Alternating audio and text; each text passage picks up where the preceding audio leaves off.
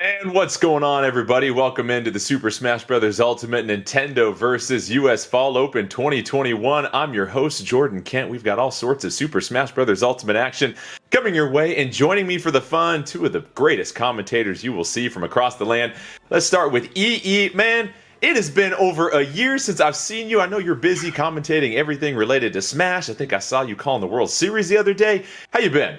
I have been fantastic, my friend, to say the least. You know, obviously it's been a trying year and a half for a lot of us, but things are just really starting to get back to normal. I'm starting to see my friends again, and you know what that means? More Smash Bros. Action, so I got no complaints. And joining us once again, Vicky Kitty. Vicky, we had a chance to break down this action 2 weeks ago in the US Fall Open 2021 that took place. What did you realize? What did you learn from a couple weeks ago that you're excited about for today?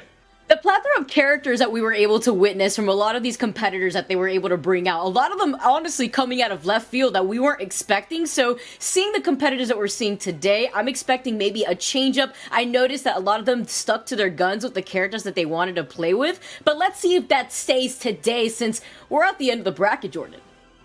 We are at the end of the bracket, and we're now here with the top four players from regions 5, 6, 7, and 8 from over hundreds of participants.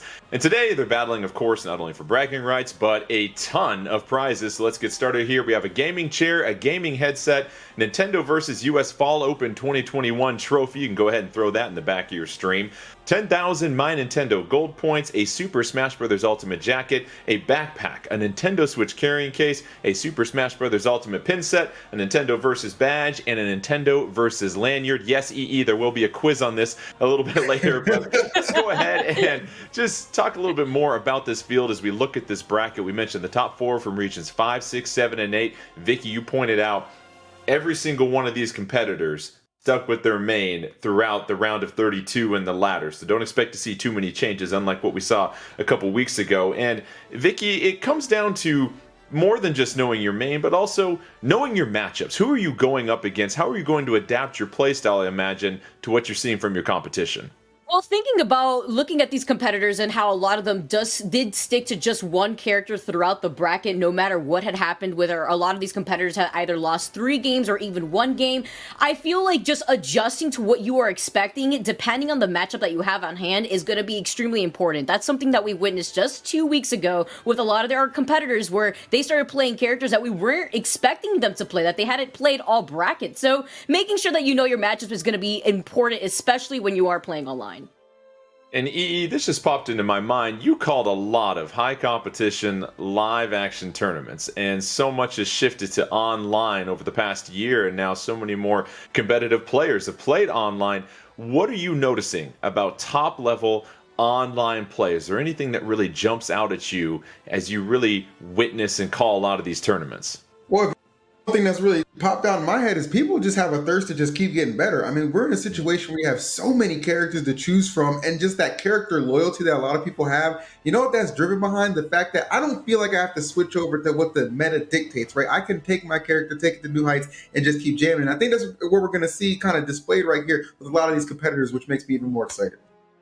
Let's cover the rules real quickly. It's a 4-player double elimination bracket. We will have 2 winners, so the winner of the winner's bracket and our loser's brackets will each take home that prize pack that we mentioned earlier. Best of 3 games wins the match, of course. No items, smash meter, and a random stage selection of 8 curated stages. It's 3 stocks and 7 minutes. And Vicky, in your opinion, we had a chance to see this tournament take place 2 weeks ago. What do you think it's going to take from our winners today? What will really help them separate themselves from the best of the best?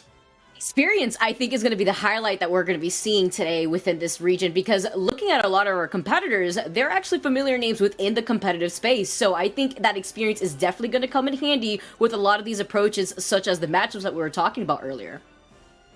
And EE, according to the rumor mill, based upon some of the crack research we've done coming into this Final Four, 2 of our participants, yes, 2 of them, will play as Steve from Minecraft.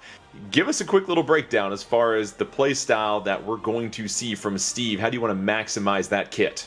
Well, I mean, Steve is just a combo-heavy character, right? Like, you know, he gets so much off just kind of essentially just carrying you to the side of the stage and just getting you off. Like, a lot of times we're trying to spike you down with the fair. Depending on your recovery, can result insert destruction. Okay, those blocks just coming back and do a lot of damage. And one thing about Steve, you can be so creative. You know what I'm saying? And it's not based off the fact that you have to necessarily have iron or diamond. Like even his normals are just really good. So honestly, like the better minded Steve is probably going to take it. But if they ended up like having a mirror match to open things up, all bets are like keep it 100 with you. Well, we'll get ready to roll here with our first matchup. The players obviously getting set for that. And Vicky, looking at the other side of the bracket, when you look at non-Steve players, well, you do have a Mewtwo from Marks M2. And Marks M2 carried this Mewtwo all the way through the round of 32 in the ladder bracket. So what do you see initially? What are you thinking about when you see a Steve versus a Mewtwo here? I say light because Mewtwo is on rather that lighter side. His tail is prone to getting hit a lot. But now, since we're seeing that we're going to be moving on to Town and City as that first map, I like this for Mewtwo because he can utilize these platforms, but so can Minecraft Steve. As you can already see, getting started and creating that wall that he was talking about how creative you could play with this character in general. And Alex representing Minecraft here, and early on it is the stage control going to Jake. As we mentioned, went with that tag, but we're going with Jake here this afternoon. And really, as you mentioned, with Steve, with Alex here, you've got so many tools at your disposal to really keep your opponent off guard. Absolutely. I think Vicky kind of hit the nail on the head too with Mewtwo's weight. Like that's going to kind of betray him in certain situations. So you got to be super careful. Really can't allow Steve to just get any of these free hits, especially the fact that he's so good at just maneuvering around. You see him just using the minecart to the full perfect execution, just spiking him down to take that first stock, but then just going to give it right back. What the heck was that? Well, you mentioned the that fair is going to be coming out for that meteor, and already we saw that coming from Jake, and now it's 2 stocks apiece here, Vicky, and a chance here for Marks M2 to kind of reset things, but still hanging out in that disadvantage state a little bit. Yeah, even though Jake kind of gave that stock right back over to Marks M2. Ooh, I like that. That was pretty cheeky to get around that wall, especially since it's wood, so it doesn't break as easily. But you can see right now that Jake is having the time of their life, keeping Marks M2 off the stage, basically claiming that's Jake's Mewtwo right here because he was able to control so much space and is going to take the second stock while only taking 18%. That down air claiming the second stock. Now Marks M2 down 2 stocks to 1, and Jake very healthy here. And really, once again, it's Jake just dictating the pace of this match. It really seems like Marks can't quite get in. Appropriate name for the tab because I'm thinking these stocks need to be insured, man. This is looking pretty, looking pretty damaging, I must say. But again, it just kind of goes to show you, like, you know, confidence. This is a character that allows you to be so creative and just kind of freestyle throughout. And I think he's doing a good job. Now, Mewtwo obviously does have the capability, as we see right there with that down air. He may come back to take off stocks as well, but you can't allow your percentage to get too high to these points where you're not even getting a chance to swing back. Yeah, Mark's really climbing back into this matchup very quickly, really strung together the first meaningful combo of this entire set so far, and now it's relatively even ground here, Vicky. Both fighters down to their final stock, but another punishing down air coming out from Jake. And what's really scary here right now, Jordan, is that Jake, he's got the diamond ability to now put in a lot of work. You saw him go in for the forward air attempt. He gets the command grab on that, but the fair coming in, sending him off to the side. Not only is Mewtwo light, but you have to watch out when you're playing against Minecraft Steve or Alex off stage when they have that diamond pickaxe at the ready. And it really seemed like the minecart was completely throwing off any of the approach attempts that we saw from Mewtwo and Marks, and that can make it very difficult because you are instantaneously put into disadvantage state, which, as we know, Mewtwo, large, floaty character with a huge hurt box, not where you want to be.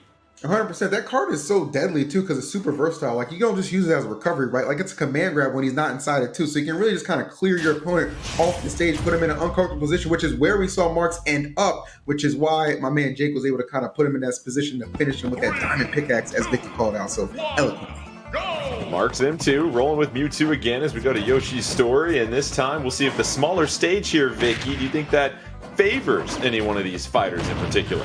What I think is really interesting about the different stages just being all random here is that Jake has to be wary of which stages we're going to, because that also affects what material you're going to be more prone to mining, and that's also going to allow Jake to get a lot of the shenanigans going similarly to what we had seen in game number 1. But Marks Mewtwo is playing way better now, playing a lot more safer, and is able to realize that the Shadow Ball that they could send out actually tries to contest the minecart that was such a big problem in the first game.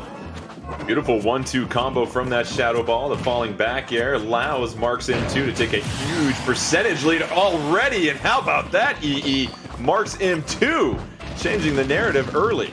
You can already see that this stage is just paying off better itself. Like, it's more of a close quarters battle, so I feel like he's able to kind of just get in there and really enable him to kind of stack up the damage quickly. I feel like Jake, he was able to keep some good spacing whenever he wanted to, but now you're seeing like Marks is just all over him, not allowing him to really breathe in a lot of these instances. Looks like a complete 180 from that first game.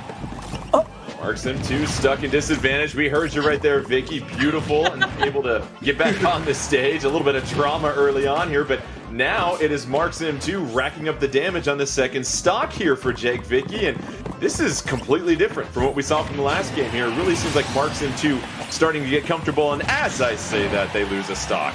You have to commentators curse it at least once, Jordan, but just as you were talking about, Marks is playing this completely different than the first game, playing a lot more patiently and isn't going to get called out by those Minecrafts as often as he was before in that first game. And these combos, though, that Jake is putting down, I think is able to kind of come back here from this disadvantage state, but the gap is slowly closing in with Marks already having him at 51%, keeping up the pressure. And that beautiful neutral air is such a safe approach tool for Marks M2 and Mewtwo. However, Jay quickly bouncing back into this here and already racking up 37 in EE. Here comes that minecart. This is not where Marks M2 wants to be. Yeah, I don't know what really happened. Mark's just kind of letting this one get away from him because Jake's just kind of come back storming, having his way with him. And again, you're seeing that minecart be so effective. Again, just kind of clearing off, recovering anything you want out of it. It is being beneficial. Marks, though, he is closing in on this stock. Got him at 100%, but you don't want to force it. That's the worst situation you can put yourself in as you see him fly and get some stage control. Marks M2 trying to get back on stage. You see the TNT on the left-hand side. Another Minecraft. Excellent move with the cart there, knocking Marks M2 off the stage. But here comes Marks M2 trying to take over control. Misses the opportunity, but here it is. How about the falling fair here, Vicky, to close out this game? That was a much better look from Marks, but I'm worried about what he had said before. The more time and space you gave to Jake in that second game, you were a little bit on the edge of your seat expecting Jake to make the comeback. So despite Marks getting that and making some of those adjustments, I like the patient play, but it looked like Jake was right behind him with that. And you mentioned the patient play. It really seemed like early on in this game, what we saw from Marks was a much more aggressive mindset and really a commitment to keep their opponent in disadvantage. And that's what really was the difference to me as far as keeping Jake in that disadvantage. We saw that from Marks M2. Well, yeah, I think the stage really aided in him being able to do that. But down the stretch, what I think started to happen is he started getting a little tunnel vision, looking a little too far ahead, like, all right, we're going to game 3 for sure. No, you got to stay focused, stay engaged, and make sure you close out cleanly because, honestly, the way that was headed, man, it's very possible that Jake could have mounted that comeback and we would not be in this situation. Fortunately for him, though, we got a game 3 on Smash. Well, Jake sprinting out to an 84-0% lead already, and Vicky, this is exactly the type of start you want if you are Jake. And how about this? A flawless stock right off the bat. Talk about wanting that perfect game, Jordan. 0 to 100 real quick, and Marks is trying to reverse that right now. I love the patience right there, waiting to see where Jake was going to roll on that top platform, but now he's stuck against the ledge, and he knows he needs to try to get this clean stock as soon as possible because that 0 to 100 is not going to work out here, especially in this final game for game number 3. Now it's Marks that was nearly flawless in this second stock, but now just trying to get back up on the ledge. And just how about the ability of the edge guarding that we're seeing from Jake. Jake finally losing their first stock, but here is the opportunity here, EE. If you are Marks M2 to try and even this match, here you are 2 stocks apiece. Seems like you finally got your footing after that really poor start. Yeah, exactly. You said it best, man. The way this thing started, you would expect this to be a blowout, but no, we only got about 30% separating the two. So I think what Marks is doing is kind of getting his footing back in there. You see him tearing through with that neutral air and just keeping on pressure, but smartly too. He's not overextending. He's not forcing anything. He's actually letting Jake come to him, and a lot of these counter hits starting to add up big time as he's holding this stage down. Marks M2 doing a great job of reading Jake, catching the landings. The winner of this game will take the set and move on to winners finals here. Well, they'll have a chance to compete for this prize pack. But right now, it's 2 stocks apiece, nearly identical percentages. The TNT on the side, Marks M2 able to avoid that, but will eat a minecart right to the face. And Vicky is now 2-1, advantage Jake. It highlights the pressure right now that we're seeing from Jake. He's been keeping Marks by the ledge until that very moment where Marks is able to get that punish and get the grab. I love the spacing right there. Manages to hold back a little bit, space out that shadow ball so he can get the full extent of it. But look at that. The diamond is now unlocked for Jake. He's already been able to craft up the diamond pickaxe, and this is going to be lethal for the last stock. Some clinic tape being put out right now by Marks M2, but it looks like Jake has regained control. Oh, the minecart is going to roll Marks M2 off the stage. He's trying to recover, and Jake still just sending Marks M2 off the side. It's all about trying to get out of this disadvantage, EE, but it is all in favor of Jake at this point on this final stock. I'm telling you, man, you take so much damage just trying to kind of put yourself back in a favorable position, and you're seeing it's working so far. The sentence before he finished that stock, Jake gonna take it 2-1. Crazy. That's a dangerous fair that comes out from Alex and Steve, and you see how quickly it caught Marks M2, and so now that'll advance Jake to the winners finals. And Vicky, what really stood out to me about Jake and their play style was just how aggressive they were at keeping Marks M2 in that disadvantage, not allowing them to get back on stage and reset neutral. And as EE pointed out, just so much damage being racked up when you're just trying to even out this game once again. Yeah, if you look at the option coverage that was getting covered entirely by Jake, between the minecarts covering the bottom side and then the back airs or the fairs to cover any sort of jumps that were being forced out of Marks, it was so difficult as a character like Mewtwo to get over a wall of all that pressure because of the reason we highlighted earlier within that set is that Mewtwo's body is rather large, so not only are you large, but you're also light at the same time. So it's lethal to try to go up against a character like Minecraft Steve in this situation where you can't really get through a wall of pressure like that. Let's go ahead and check out the updated bracket after our first set has taken place here in the Super Smash Bros. Ultimate NintendoVS US Fall Open 2021. And that is Jake advancing to winners finals. That'll send Marks M2 down to our loser semifinal, which sets up a matchup between Zerzal and D-Dog. And we're going to see yet another Steve coming out here for the most part from D-Dog. But Zerzal went undefeated, 12-0, ranked number 1 in the ladder round, EE, while using Min Min, and I know Min Min has been a very popular pick since her debut in Super Smash Bros. Ultimate. 100%. First of all, this is going to be a fun battle of DLC. Let's talk about that first and foremost. These are two of the most, I think, exciting DLC characters that you can get. Secondly, Min Min has really grown on me a lot because, from the first, couple of events we saw, she's really been optimized since that point. People really kind of understand, like, this character is got a lot more coverage and, more things to offer than we initially thought about. But that just comes with people being patient and timing and just kind of learning how to optimize your character. I think this is going to be a good showdown. Undefeated too? Come on. Yeah, 12-0, it's hard to go against that. And Vicky, this optimization is what's really interesting about these DLC characters because they haven't been out that long. They haven't been out like Mario, who's been with us since Smash 64. I mean, this is just a couple of months, less than a year with Min Min, and it seems like you're not only learning new things about the character, but so is your opponent. Absolutely. You know what that also highlights? That also highlights that a lot of these competitors also have a really strong secondary that they could take out if they feel like they're in any trouble. So it really does trickle down to that experience that we wanted to see a lot of our competitors come out here from their own experience here. And you're already seeing that right now with the way that Zerzal is actually playing this keep away game and going onto Town and City is going to be tricky for D-Dog to actually get in on a character like Min Min. Ram and the Dragon fully loaded for Min Min. A couple of juggles coming out from D-Dog, and looking at Zerzal and Min Min, you figure, EE, you got to play that zoning game and make sure you don't let D-Dog and Enderman get up close in your face and close that gap. Not at all. And that's the one thing that Min Min just does so well, right? Just she can really kind of keep you out while still exerting so much pressure. You see it actually right now. My man D-Dog trying to find a way in, but you're seeing how Zerzal actually probably went undefeated in all his rounds. He's an absolute beast and just applying all kinds of pressure. 136. This stock is on borrowed time right now, and time is up. And just D-Dog having to eat so many of those arms, and Zerzal doing a fantastic job of just maintaining this zoning, as you said, Vicky. Every single fighter and character, you have that sweet spot of where you want to operate. You want to make sure you don't let your opponent get too close or get you out of your rhythm. Especially when those platforms are out of the picture here. You're just forced to jump around Zerzal, but I love the creative approach right there with the Minecraft part. But you see Zerzal already ready to try to cover that jump, and I feel like that's the most pressuring thing. So utilizing these blocks to be a little bit more creative to try to make up some makeshift cover is probably going to be the best case scenario right here and actually try to punish Zerzal for trying to jump in. Now, D-Dog went 2-0 in every other round and then 0-2 in the winner's bracket, and it looks like we're going to go ahead and reset things. There are some rules in place for this. Again, it's online play. Sometimes things happen right there, but what we saw from that snippet, though, EE, it was Zerzal and the Min Min really just has the timing down of the 1-2 that comes from those arms linking into these short little combos that just rack up so much damage before you even let your opponent try and get closer.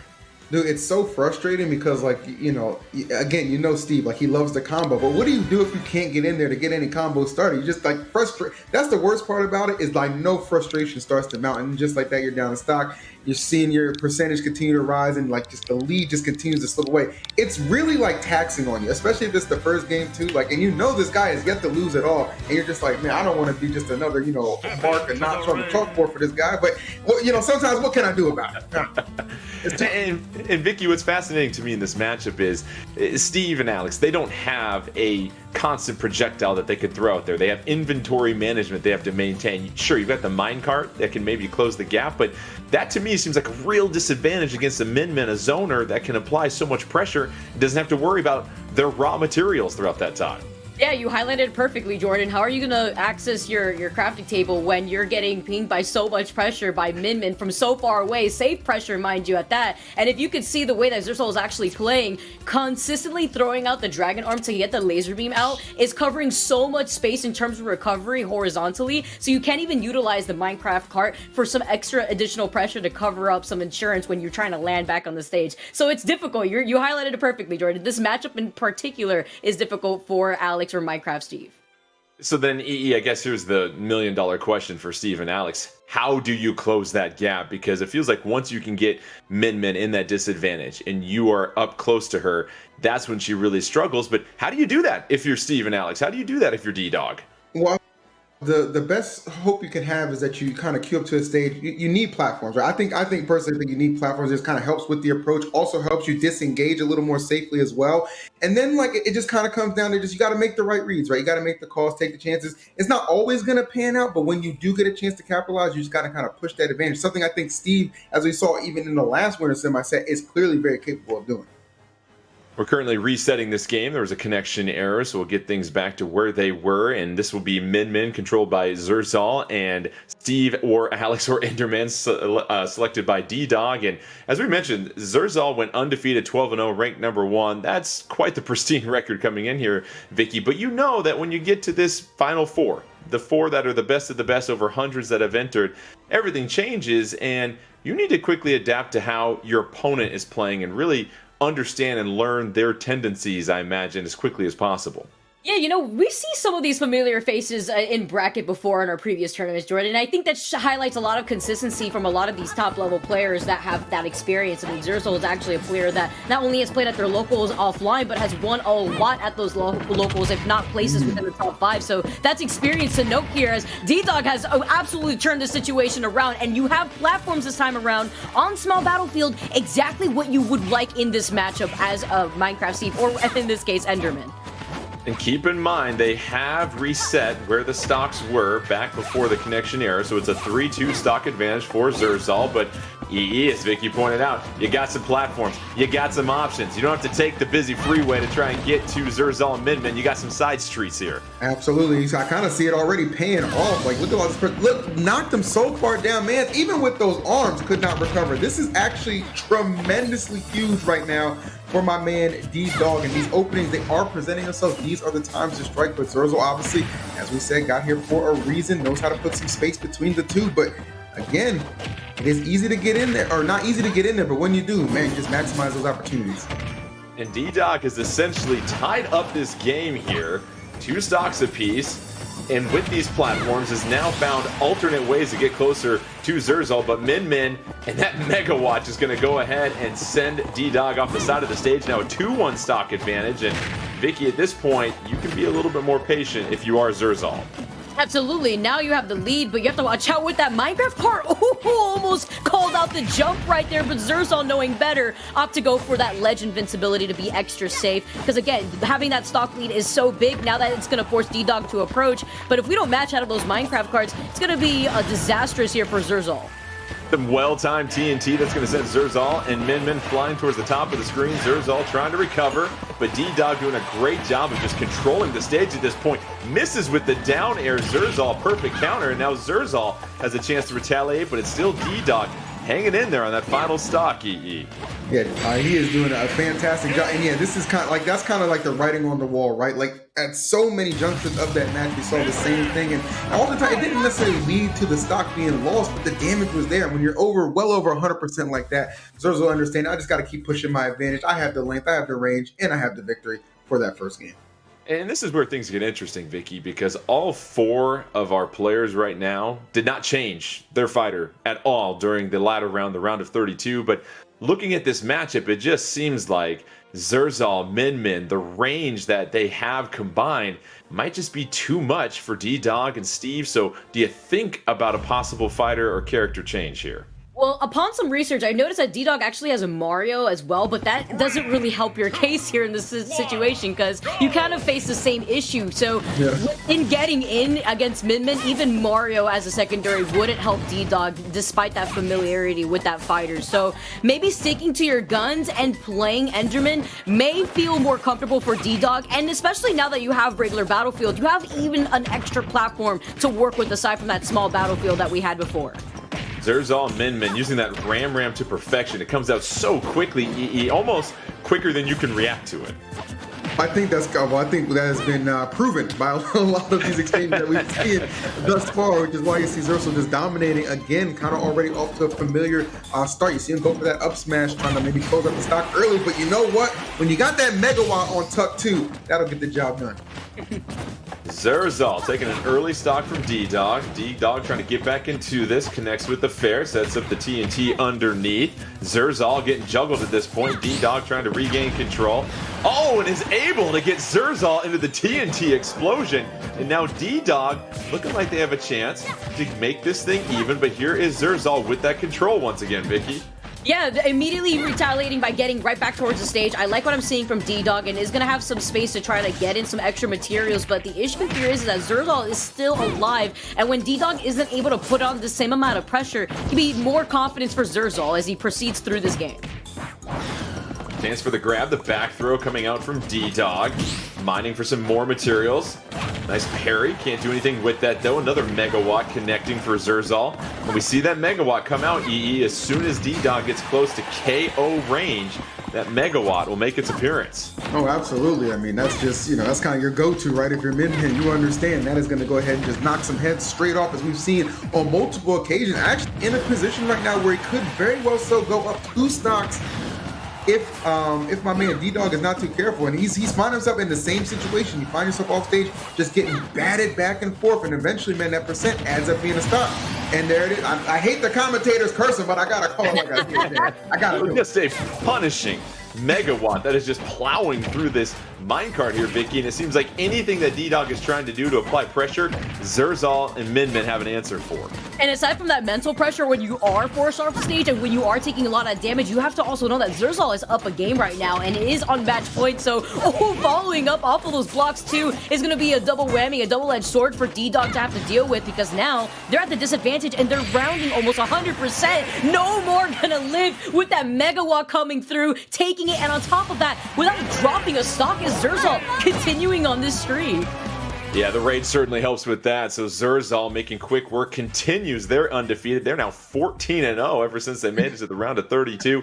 They're going to advance to winners finals here in just a second. But EE, we are really seeing somebody optimize Min. That's what you said. This is a fighter that hasn't been around for too long. You're still learning more about how to utilize her, and we saw some absolute perfection displayed there by Zerzies. Impressive stuff. It's not so much just what you do, like utilize the fact you can really keep characters at bay, but how do you turn that into damage as well? And I think that's something that he's just had down packed. You know what I'm saying? Like, again, anytime you're off on the left or right side of the stage, you're getting taxed just to come back and recover. And the problem with that is, as that percentage rise, keep highlighting it, man, you're going to lose that stock eventually. It just became such a snowball effect. It was just too much to stop. And you see why I just kind of sliced through that. That was clean. Not ready for snow yet, by the way, EE. I'm still trying to chill in the fall here. I like my leaves changing colors and my pumpkin flavored everything. Let's go ahead and check out the updated bracket here after Zerzal just putting in quick work against D-Dog. That'll have essentially a rematch when it comes to fighters here, because we saw Jake advance with that Steve and Alex. So Jake taking on Zerzal in our winners final. That'll send D-Dog versus Marks XM2. And what's fascinating is if you get a chance to watch this, you're going to see how Zerzal plays against the Steve. And if you're Jake here, Vicky, and you're doing your homework in between these matches, you're maybe seeing some things from D-Dog that didn't work against Zerzal, and you're probably taking some mental notes as far as, all right, I'm going to try this, or I'm noticing this.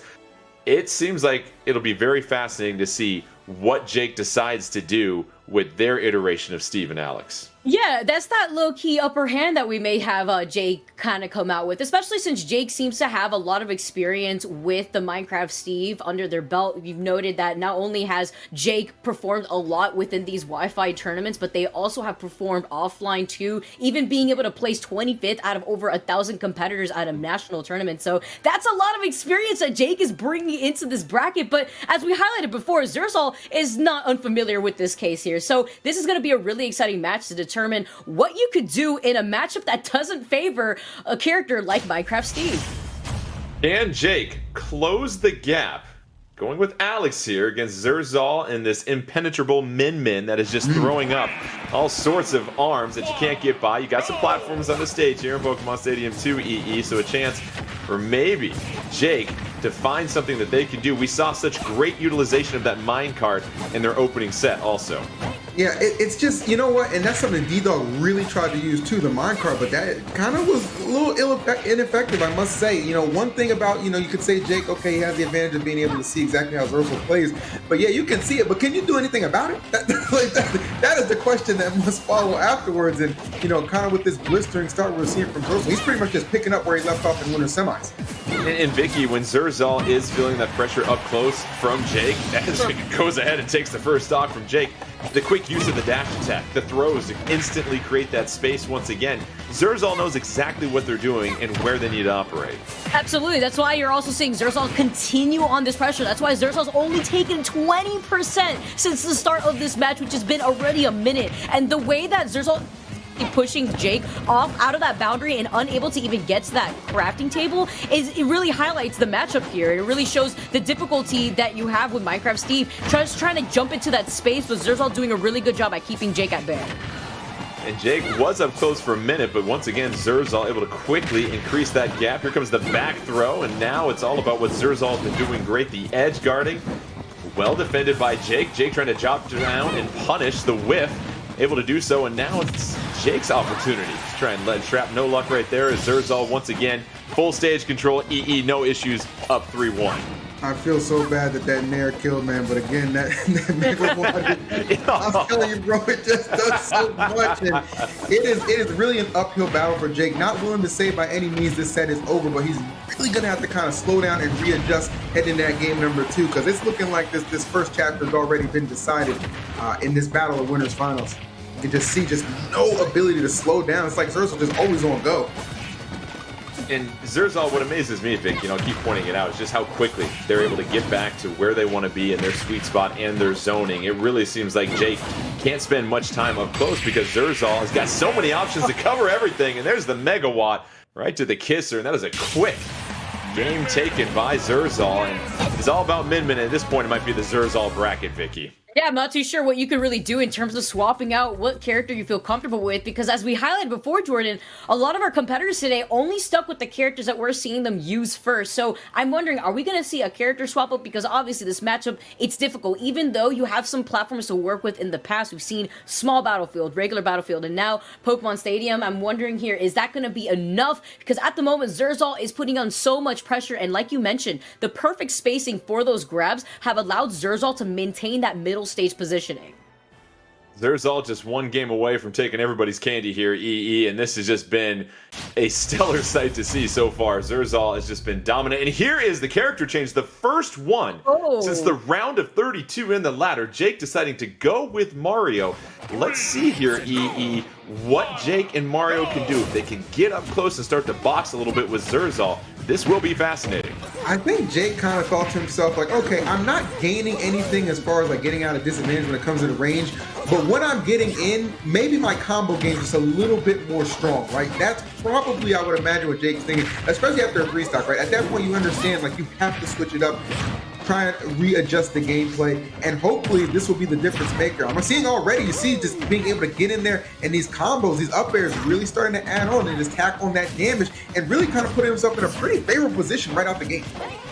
Jake and the Mario decision, it's paid off already, taking the advantage by percentage early here, Vicky, and it really seems like Jake is having so much more success of staying up close to Zerzal here.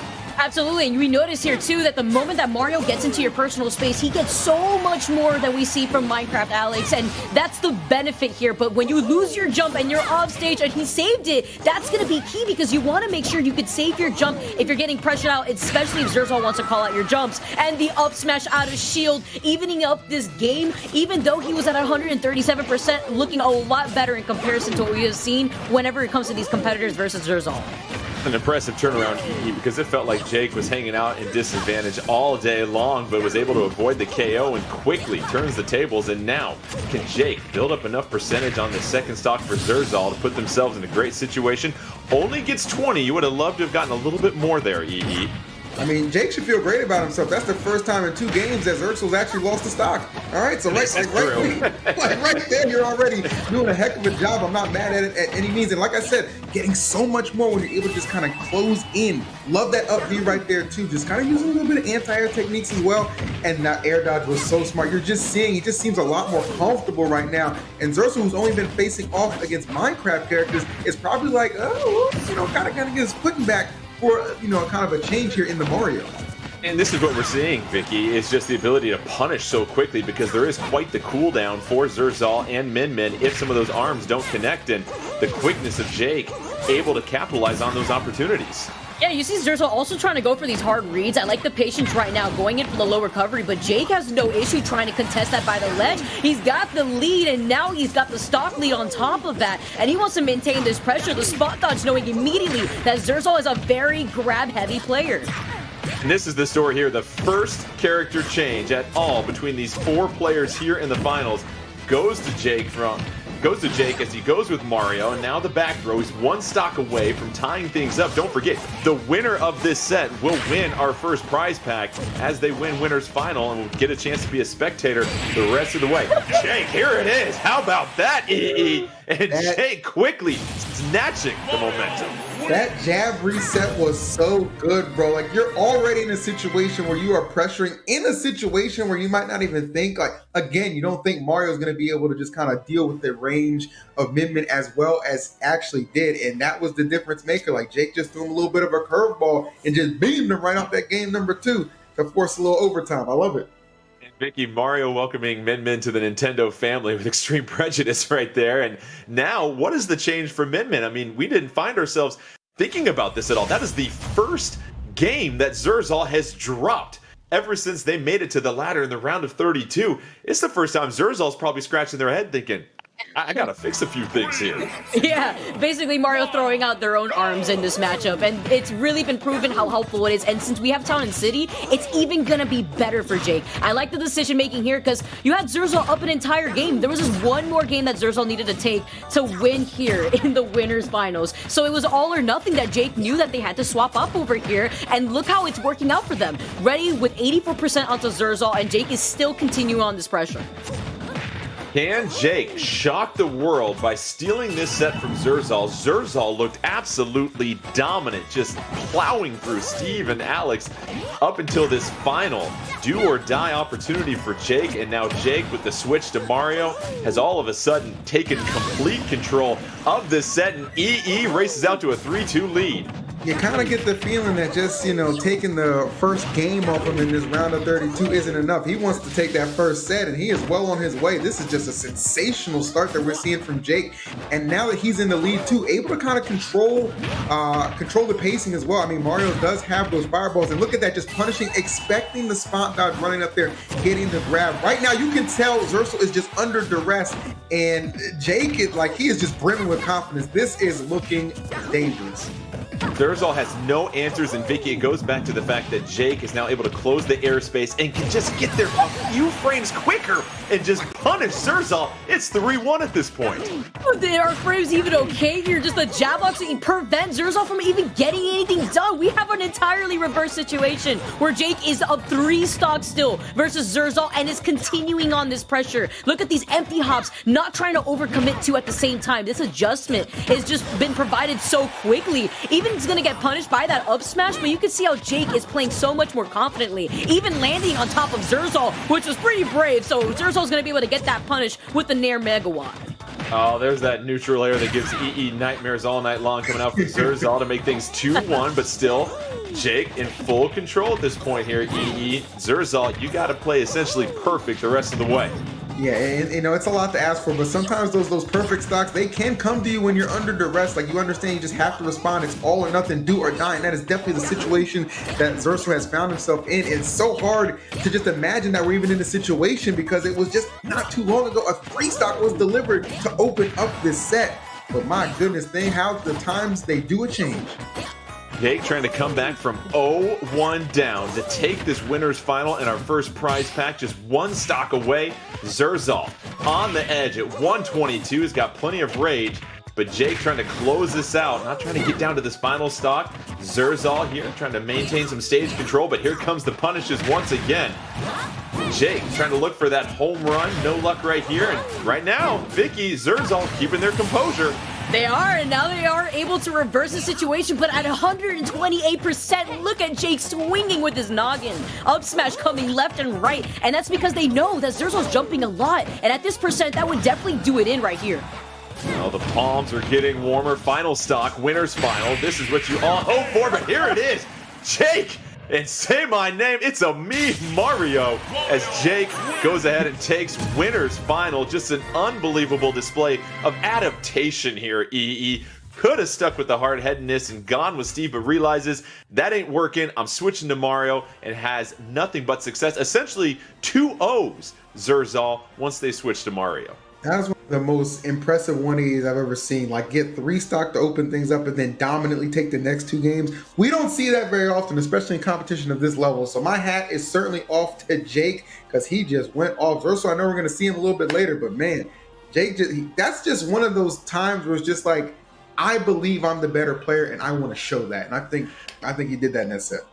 Let's go ahead and check out the bracket as Jake, an unbelievable turn of events. Zerzal was dominating everybody, hadn't lost a single game, and then Jake takes 2 straight games to take winner's final. That means Jake will take home that gaming chair, gaming headset, NintendoVS US Fall Open 2021 trophy, the 10,000 My Nintendo Gold points, the Super Smash Bros. Ultimate jacket, the backpack, the Switch carrying case, the Smash Bros. Ultimate pin set, and the NintendoVS badge and lanyards. So, Jake, showing the world that you don't have to stick with the same character here, Vicky. And now that brings up a matchup of Mark's M2 as the Mewtwo and D-Dog that also went as Enderman. So we'll see. I imagine they'll go with what they've gone with the rest of this time here, Vicky, in this first matchup. But maybe after seeing the success that Jake had by switching to Mario, they might be a little bit more open to possibly checking out the other 80-plus characters on this roster. Yeah, 82 characters, and you could go any of these other characters to mix up these matchups, just like we saw Jake do. And I'm wondering if that swap over to Mario kind of sparked up some inspiration, because we noted it before, D-Dog also has a pretty strong Mario as that secondary, but maybe didn't feel confident enough taking out the Mario after playing on Minecraft Alex for so long. So I'm wondering, are we going to see that, or since this matchup is going to be completely different, it's not going to be the Min just yet, as Zerzal is sitting in that loser's finals, but you have the Mewtwo that you have to work with, and we saw what happened before within the Minecraft Steve versus Mewtwo matchup. It can be a little difficult when you're light and big at the same time to try to find your way in. So it will be Enderman versus Mewtwo, D-Dog and Mark Sim 2 not making any type of character changes. And what we saw from Mark Sim 2 way back in our first set here, EE, was just trying to get out of disadvantage. It was very difficult. Jake was keeping them in that disadvantage all day long, and right now kind of the same story as D-Dog. Just takes complete control out the gate. I was gonna say, he's just trying to get out of this Minecraft torment chamber that he's found himself in, man. Like, his brother's like, can I get a different matchup? so rough. I mean, yes, it's cool that you have the experience, sure, but you understand that D-Dog, he's a very deadly player as well. Like, he didn't make it to this point for no reason. So you can already see just playing around, utilizing the platforms really to his advantage as you see him able to just do a little bit of farming in between getting those blocks up and just getting himself in a position where it's like, okay, you got to come to me. Boom, you're just going to get smacked around.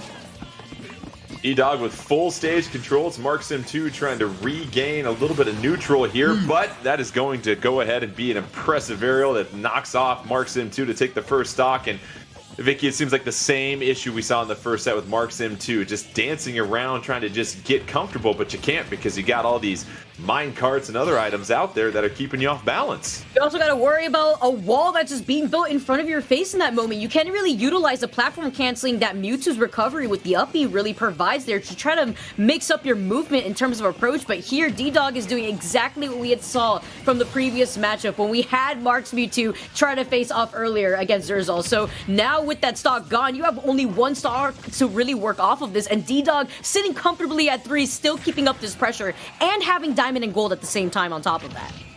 D-Dog hunting for a 3 stock against MarkSim2 in this opening game of our loser semifinals, but that disable going to work well up into the up smash, and that is the first stock taken by MarkSim2. So now if you can just maintain some composure here, EE, have that champion mindset, maybe you can get back into this one if you're MarkSim2. Yeah, it's a lot, but it's certainly far from impossible, right? Like, I think Marks kind of understands, like, all right, I've had this matchup plenty of times. I know what this character is going to do. Essentially, it's just about getting in there. But as Vicky said, a lot of those teleport options kind of being neutralized by just those blocks, that good placement. And the fact, too, that D-Dog, right now, all I can see is the D stands for destruction, because that's all that was put on that table right there. I must confess, as the JV2 stock is delivered. Yeah, diamond coated fair. Nobody's going to want to have a taste of that. So that is the first game, favor of D-Dog. And already it's just a matter of keeping MarkSim2 off balance here, Vicky. And MarkSim2 never really looked comfortable, never really looked like they had full control of that entire game. We want to say character change, maybe think about it, just because there's so much Mewtwo that can be hit at any time. But what do you see as the adjustment here possibly as we get set for game 2?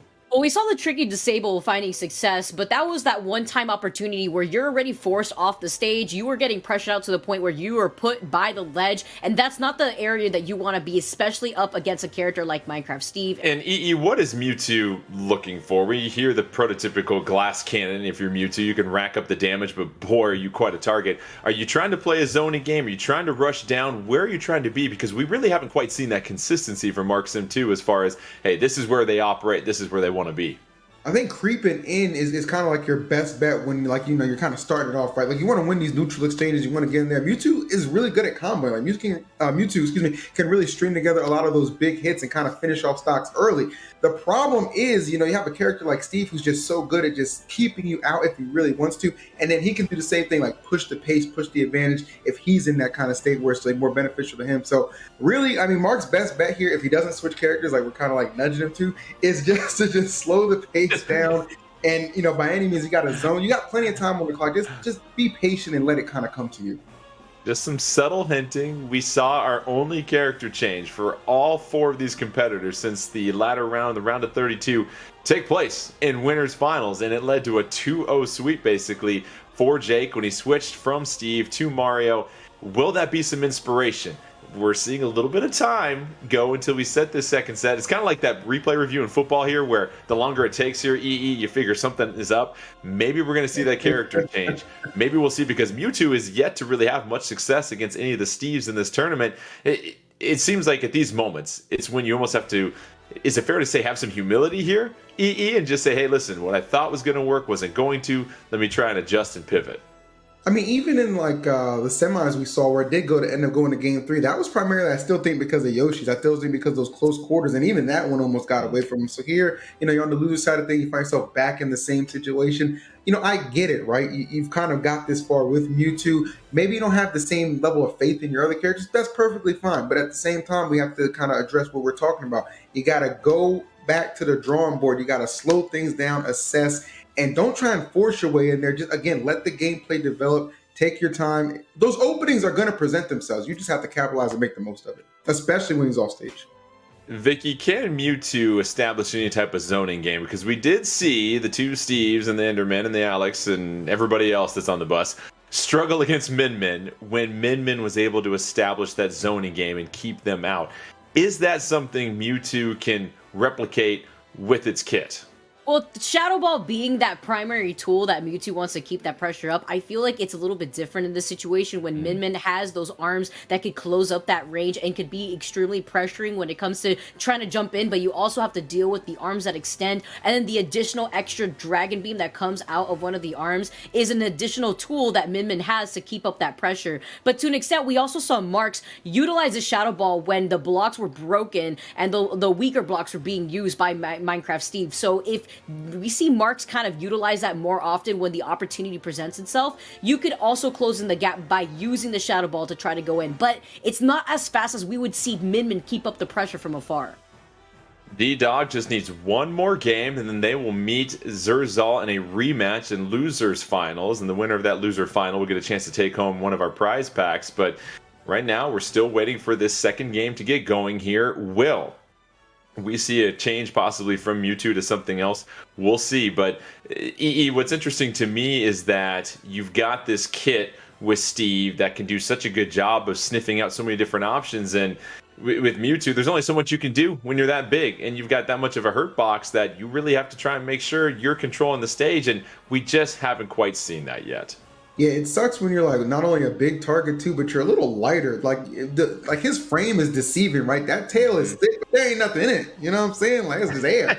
So, when you're getting slapped around and you're dying like sub 100 or like just a little bit over there, you're just kind of like it gets frustrating. It really does because believe it or not, like Steve, he's a hard hitting character, especially when he's got the right that iron out, that diamond. Like a lot of these moves really connect too, and he's so good at just stringing together with the blocks. You see him start a lot of stuff off the up tilt and just take it to just you can kind of get taxed for like 40, something like 50%, like when he really gets something strong going. So it's hard to maintain maybe a good headspace sometimes when you're just like understanding your character's getting tossed and killed a little earlier than you would like. But it's all a mental game, so just stay engaged and you'll be okay.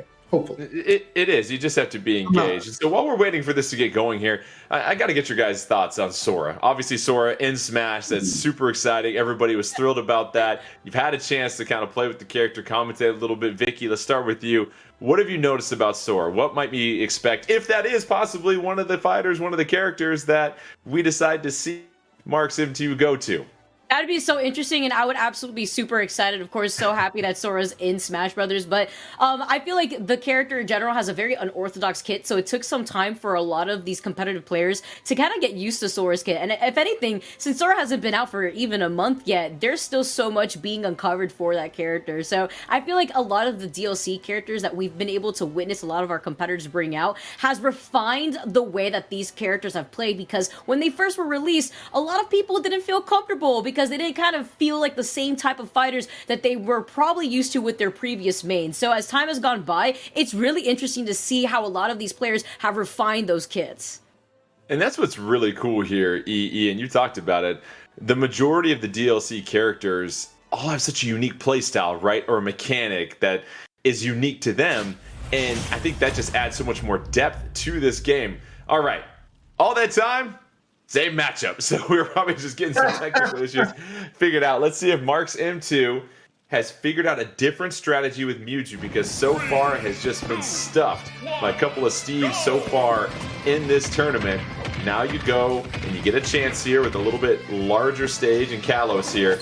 Are we going to see anything different here, EE, or is this still the same story as Marks M2 already trailing 57-0? Yeah, I was gonna say, it kind of looking like the same story, at least from the start, right off the gate. But you see some powerful Shadow Claws just kind of will himself back in. This is what he needs to do. Opportunity present itself. You're closing the gap right there. Don't let him get comfortable. Don't let him set up. You've got to keep that pressure on. It's hard to do safely there, but obviously you can see there are ways to get in there. These Shadow Claws are really closing the gap, and I love how aggressive he's being off the stage. This is what I want to see. Even if you don't get the hit, just put the pressure out there, make him think twice about how he's going to come back to the stage. So Marks M2, after struggling out of the blocks, has quickly taken advantage of this match, and now it's D-Dog who's got a little bit more stage control. Marks M2, as we know, has to get out of that disadvantage state, does so, resets neutral, but already eats another fair coming out from D-Dog. And Vicky, you pointed out, using more of those Shadow Balls, not necessarily charging them up to just create a little bit of zoning. That has really kept D-Dog off their rhythm, off their pattern so far. Yeah, I think it's super important that you can see the way that D-Dog is now trying to forcibly get around these Shadow Balls, but the way to mix up Mark's right there now is living in Mark's head rent-free. That was a great way to even this up, but still not going to have the advantage just yet, and has to watch out for those Shadow Claws, just like EE was saying, because that's a lot of the space maker that Marks is also making to close in that gap, and to fully take advantage of what it is to finally get close to D-Dog. And already, just the juggling by D-Dog that's going to send Marksim2 off the side of the stage, and Marksim2 trying to take this second stop off of D-Dog, but now D-Dog is kind of settled in a little bit here, EE, and starting to apply a little bit more pressure here. Now it's the kicker strategy, right? Make him wait a little bit, but I'll tell you what, boy, that man's got ice cold running through his veins, and now we are down to even stock here. Really good for D-Dog, considering how this thing started, and now you're seeing him again just stack up and rack up the damage. Mark really needs to kind of close this. This is where that clutch factor really comes into play, or else D-Dog is walking away with this 2-0. And D-Dog using the blocks to provide some different approach options, and now just shielding himself with those blocks. And there's the TNT. Marksim2's got to get out of there. That neutral air will create a little bit of separation, but again, the meteor coming from that fair, and it's all D-Dog at this point here, Vicky, just playing around with Marksim2, and that'll do it. Marksim2, unfortunately, taking a ride out of this tournament, gets eliminated, and it'll be D-Dog advancing to losers finals to take on Zerzal. And that's what we saw. Even though it was an impressive come from behind in that first stock for Marksim2, it was all about D-Dog, and just again, those blocks really inhibited any type of approach that we were going to see from Marksim2. Yeah, the pressure was so heavy here, too. At the very end, you can notice the cart getting the command grab option going in, and the higher percent you are, the more difficult it is for you to get out of that situation. And while Marksim2 was doing a really good job, you still had D-Dog continuing on the pressure, not only maintaining center stage, but still racking up a lot of that percent for that cart to put on that pressure. That'll set up the losers final. Let's go ahead and check out the bracket here as we prepare for our final set before we switch over to regions 1, 2, 3, and 4. It'll be Zerzal taking on D-Dog. That'll be a rematch in which Zerzal went 2-0 and a quick 2-0 over D-Dog in the winter semifinals. Here's the question, EE. We're all thinking it right now, right? D-Dog has used Enderman the entire time exclusively. Zerzal lost when Jake, who is also using the Steve Alex Enderman trio, switched to Mario. Does D-Dog consider a change here, considering the fact that Jake had so much success against Zerzal? Okay, so here's what I'm thinking, right? I'm thinking, what you thinking? You follow the blueprint to success that Jake laid out. So we stick with Enderman for game number 1. We probably get washed. We understand we probably get washed, and then games 2 and 3, we're piling a new character and hopefully to success. See, I thought you just said worst right there, where you throw in that R like your grandma does sometimes. Because there's a difference between getting washed and then you got worst. All right, well, Zerzal and D-Dog getting set up here. It will be fascinating to see if we see that character change, of course, Vicky. And what was fascinating to me also was the way that Zerzal, who was so dominant against all the Steves, Alex, and Endermans, all of a sudden looked like they couldn't do much as soon as Jake switched to Mario. And that was because, is it fair to say, Mario was able to close the gap and was able to punish in those moments that Steve and Alex and Enderman weren't quite quick enough to get to.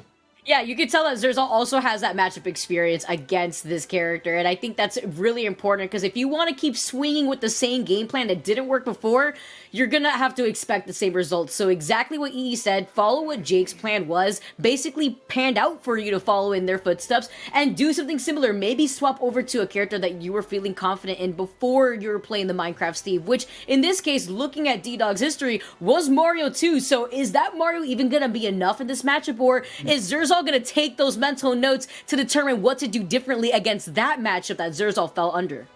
And that's what Zerzal might have to figure out here, EE, is, listen, I'm great when I can zone and I can box and I can be in my happy place, but what happens when someone gets a little too close to me? What happens when I start to feel that pressure? What can I do to counter that? You've had a chance to sort of stew over that for an entire set after really you thought you were going to cruise to the victory. All of a sudden, a character change and you get mopped up. This is a chance for Zerzal to sort of reclaim their dominance and say, hey, no, listen, there's a reason why I went 12-0 coming into this. Let me show you why. 100%. And we all know, like, you can learn, you can learn more from defeat than you can learn from victory. So I don't think, taking that L was necessarily the worst thing in the world. It just kind of gives you an opportunity to bounce back. And as Vicky said earlier, like, there's over 80 characters in this game. You can utilize that to your advantage. And I think D-Dog, not only Mario, the same costume, bro, married to the strategy. So that costume is indeed appropriate. Let's get it. Oh, D-Dog was watching film, so D-Dog making the change to Mario, just like Jake, had not changed characters up until this finals against Zerzal. Losers final, Zerzal. Can they figure out the solution against Mario, or will D-Dog also make the switch and find success? So far, it's paying off, Vicky. It is paying off. Absolutely. You don't even need platforms in this situation. Look at the way that D-Dog is playing this. Immediately getting closer. Zerzal gets the punish out of that parry into a grab. Where are you going to go as Zerzal? You want some of that space to be able to play that keep away game that Min Min loves. But D-Dog isn't giving Zerzal that opportunity with these spot dodges. You mentioned optimization, EE. Well, yes, there's the optimization of your offense, but also the optimization of how do you deal with things in disadvantage as Zerzal able to take. Yeah, I think if I'm Zerzal, I'm just kind of having nightmares right now. As far as Mario, like, we might actually see the only person who's not excited for the live-action Mario movie, just based off what he's had to go through thus far. Like, this has been such a challenge for him. But you know what? He's kind of rebounding in the right way too, especially if he's anticipating a rematch with Jake later on in the grand final side of things. So for him to take this first game, I think that's going to be very, very good for his confidence just going into it. All right, we pick up the action. Still 3-2 advantage as well. And when you continue to take a look at what we're seeing here at this point, you've got Zerzal that's now on their second stock, and you've got D-Dog with that switch to Mario finding tremendous success on this change, but not quite as efficient with this Mario, Vicky, as we saw with Jake. And that's what I was thinking here. Zerzal noting the matchup like he had just previously played against Jake and now bringing that matchup knowledge into this final game here for the losers finals. Zerzal wants to keep up that record. Lost it to Jake, but still has another shot here, but has to go through an entirely different Mario in this case. And that's why Zerzal is playing extremely patient, constantly dashing back to force D-Dog to approach.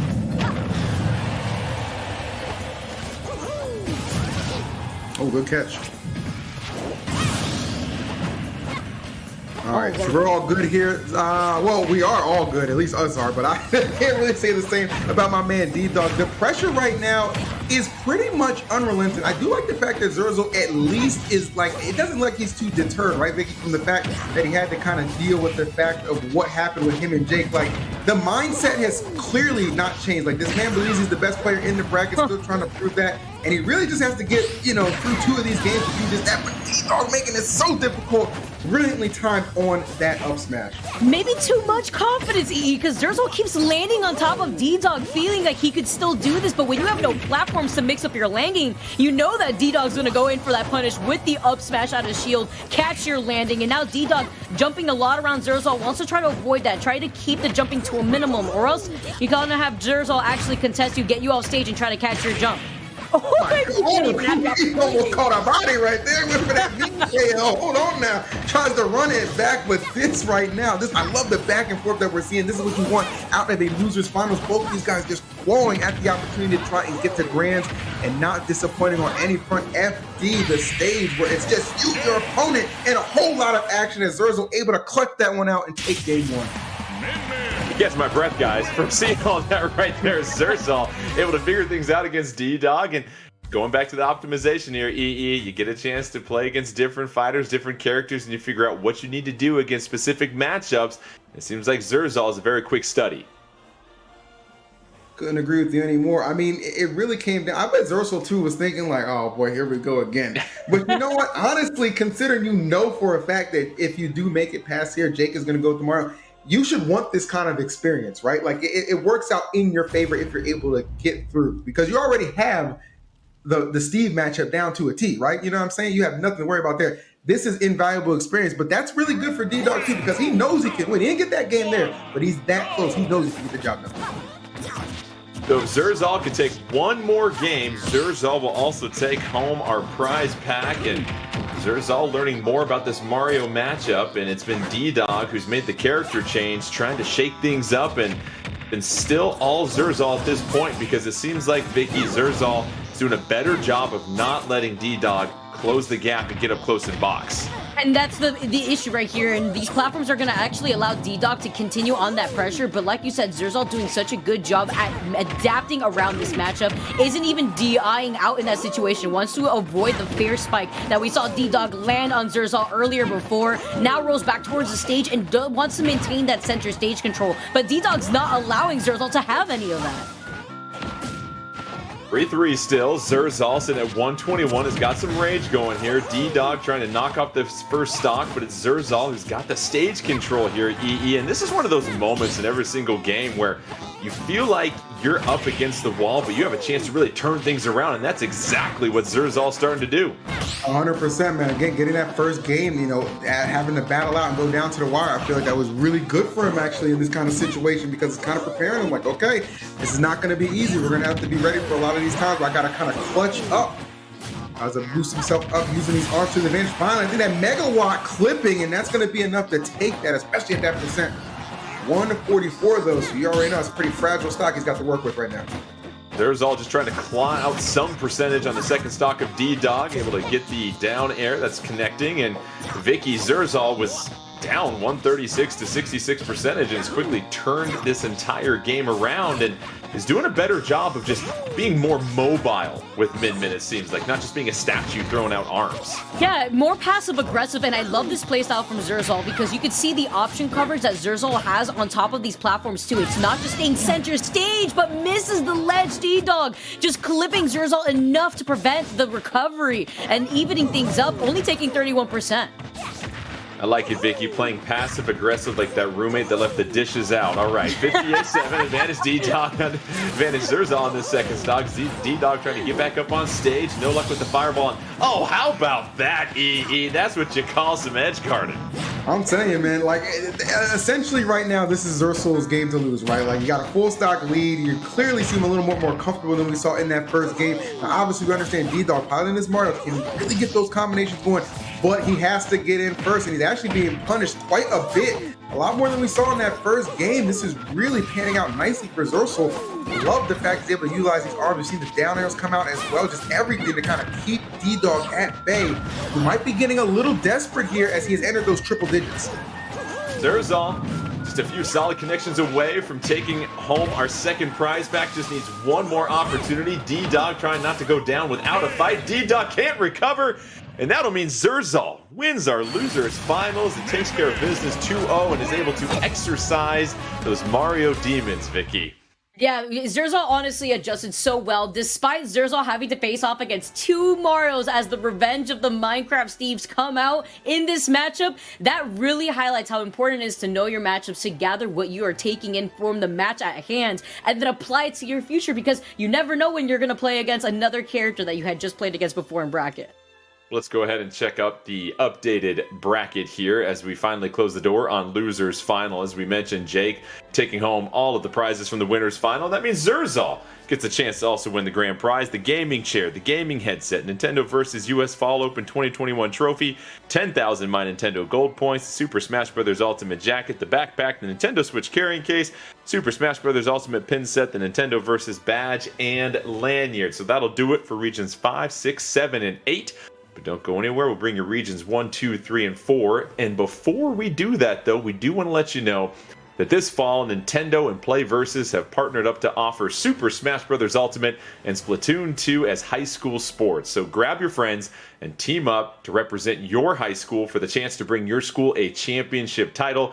The fall season has already begun, but you can sign up now to learn more about the spring season at www.playversus.com. Spread the word at your school and visit playversus.com to get your school ready to play in the spring season of 2022.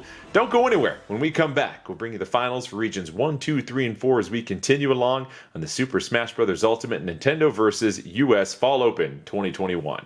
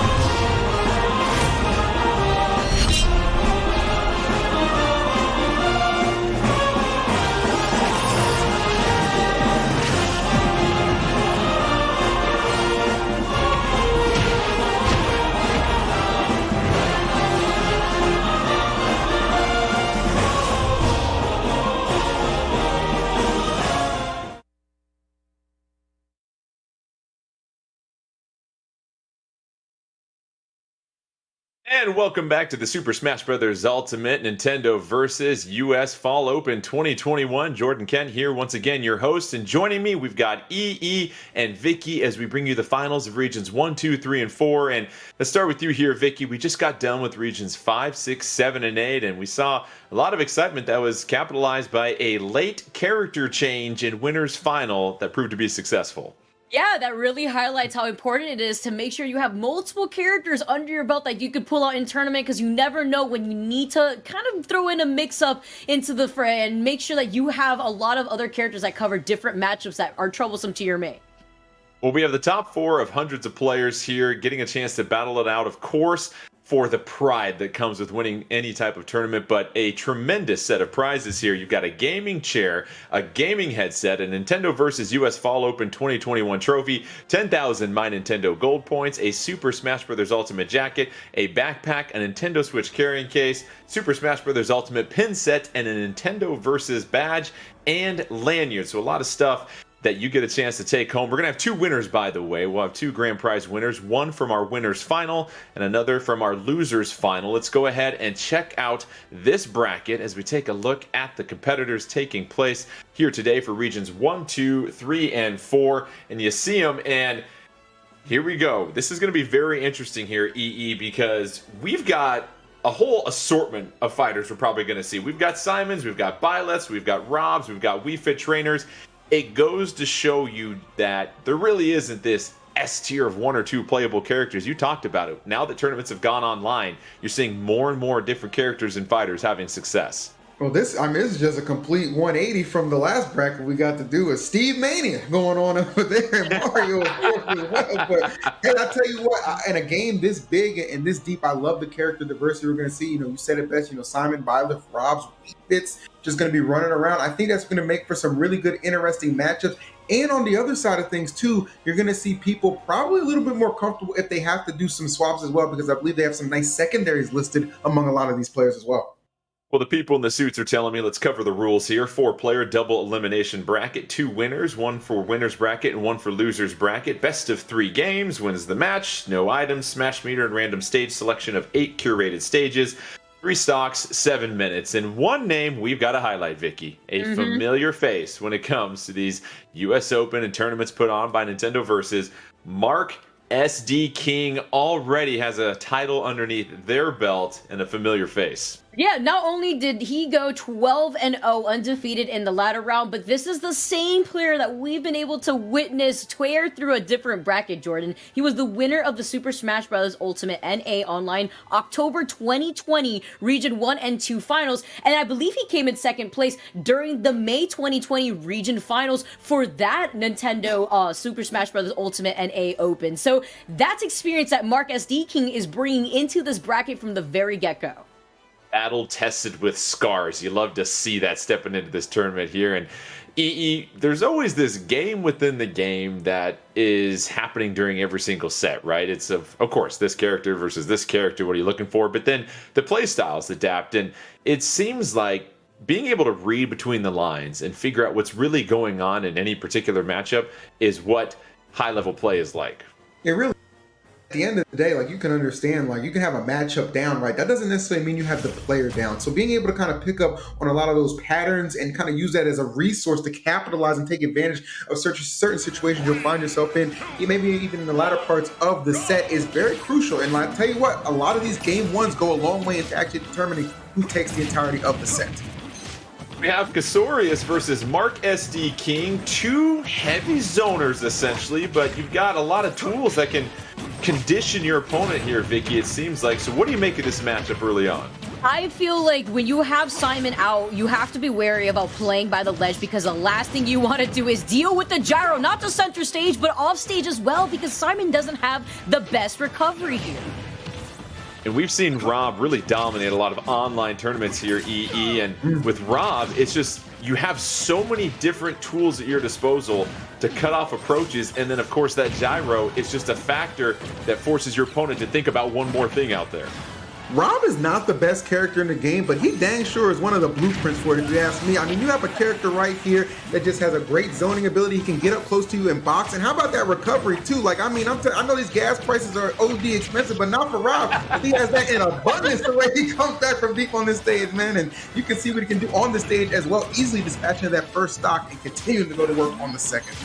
Yeah, Rob with a comfortable 3-2 lead for Mark SD King. We've seen this Rob in action, Vicky, and really to be an effective Rob player, what do you have to keep in mind at all times? You have to understand what the kit that you're dealing with in terms of your opposing player, what they're playing, and when it comes to what they could do to deal with gyro. But in this case, Simon doesn't really have much to work with when it comes to the pressure that Mark SD King is providing by the ledge. Not just by the ledge, but overall. And he's got a lot of these platforms that he could utilize to expand on those combos. Finally getting called out by the Holy Water right there, but he is going to be able to drop down and continue on this keep away game. What can you do here as Simon to try to close in this gap when Gyro is consistently putting in the same pressure?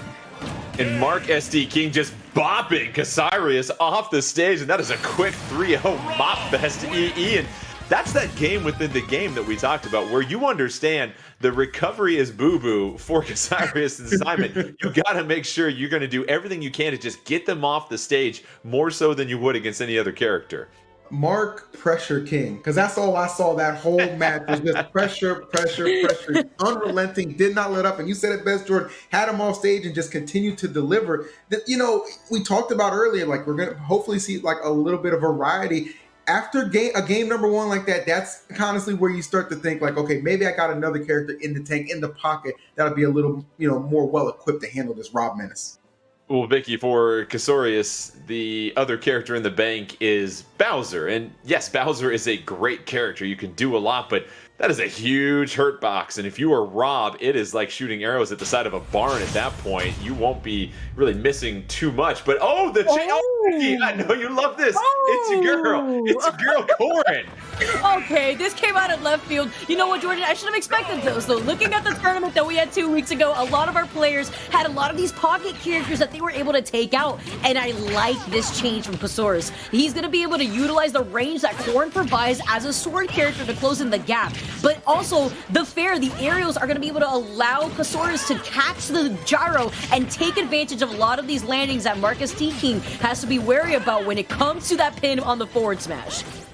So the switch to Corn, we'll see if it pays off here. EE so far in the early going, the investment has paid off for Casarius and applying all sorts of pressure on Mark SD King as he tries to get out of disadvantage. Nice little recovery with that neutral air. He's got the gyro, tries to throw it down. That gyro hanging on the edge. Oh, how about that 1-2 combo, EE? What a slap shot, man. Big assist right there with the gyro. And I'll tell you what, I do like the fact that Casarius did it like kind of trick, maybe not try and do the... Just filthy. That is just filthy. I did like it. SD King.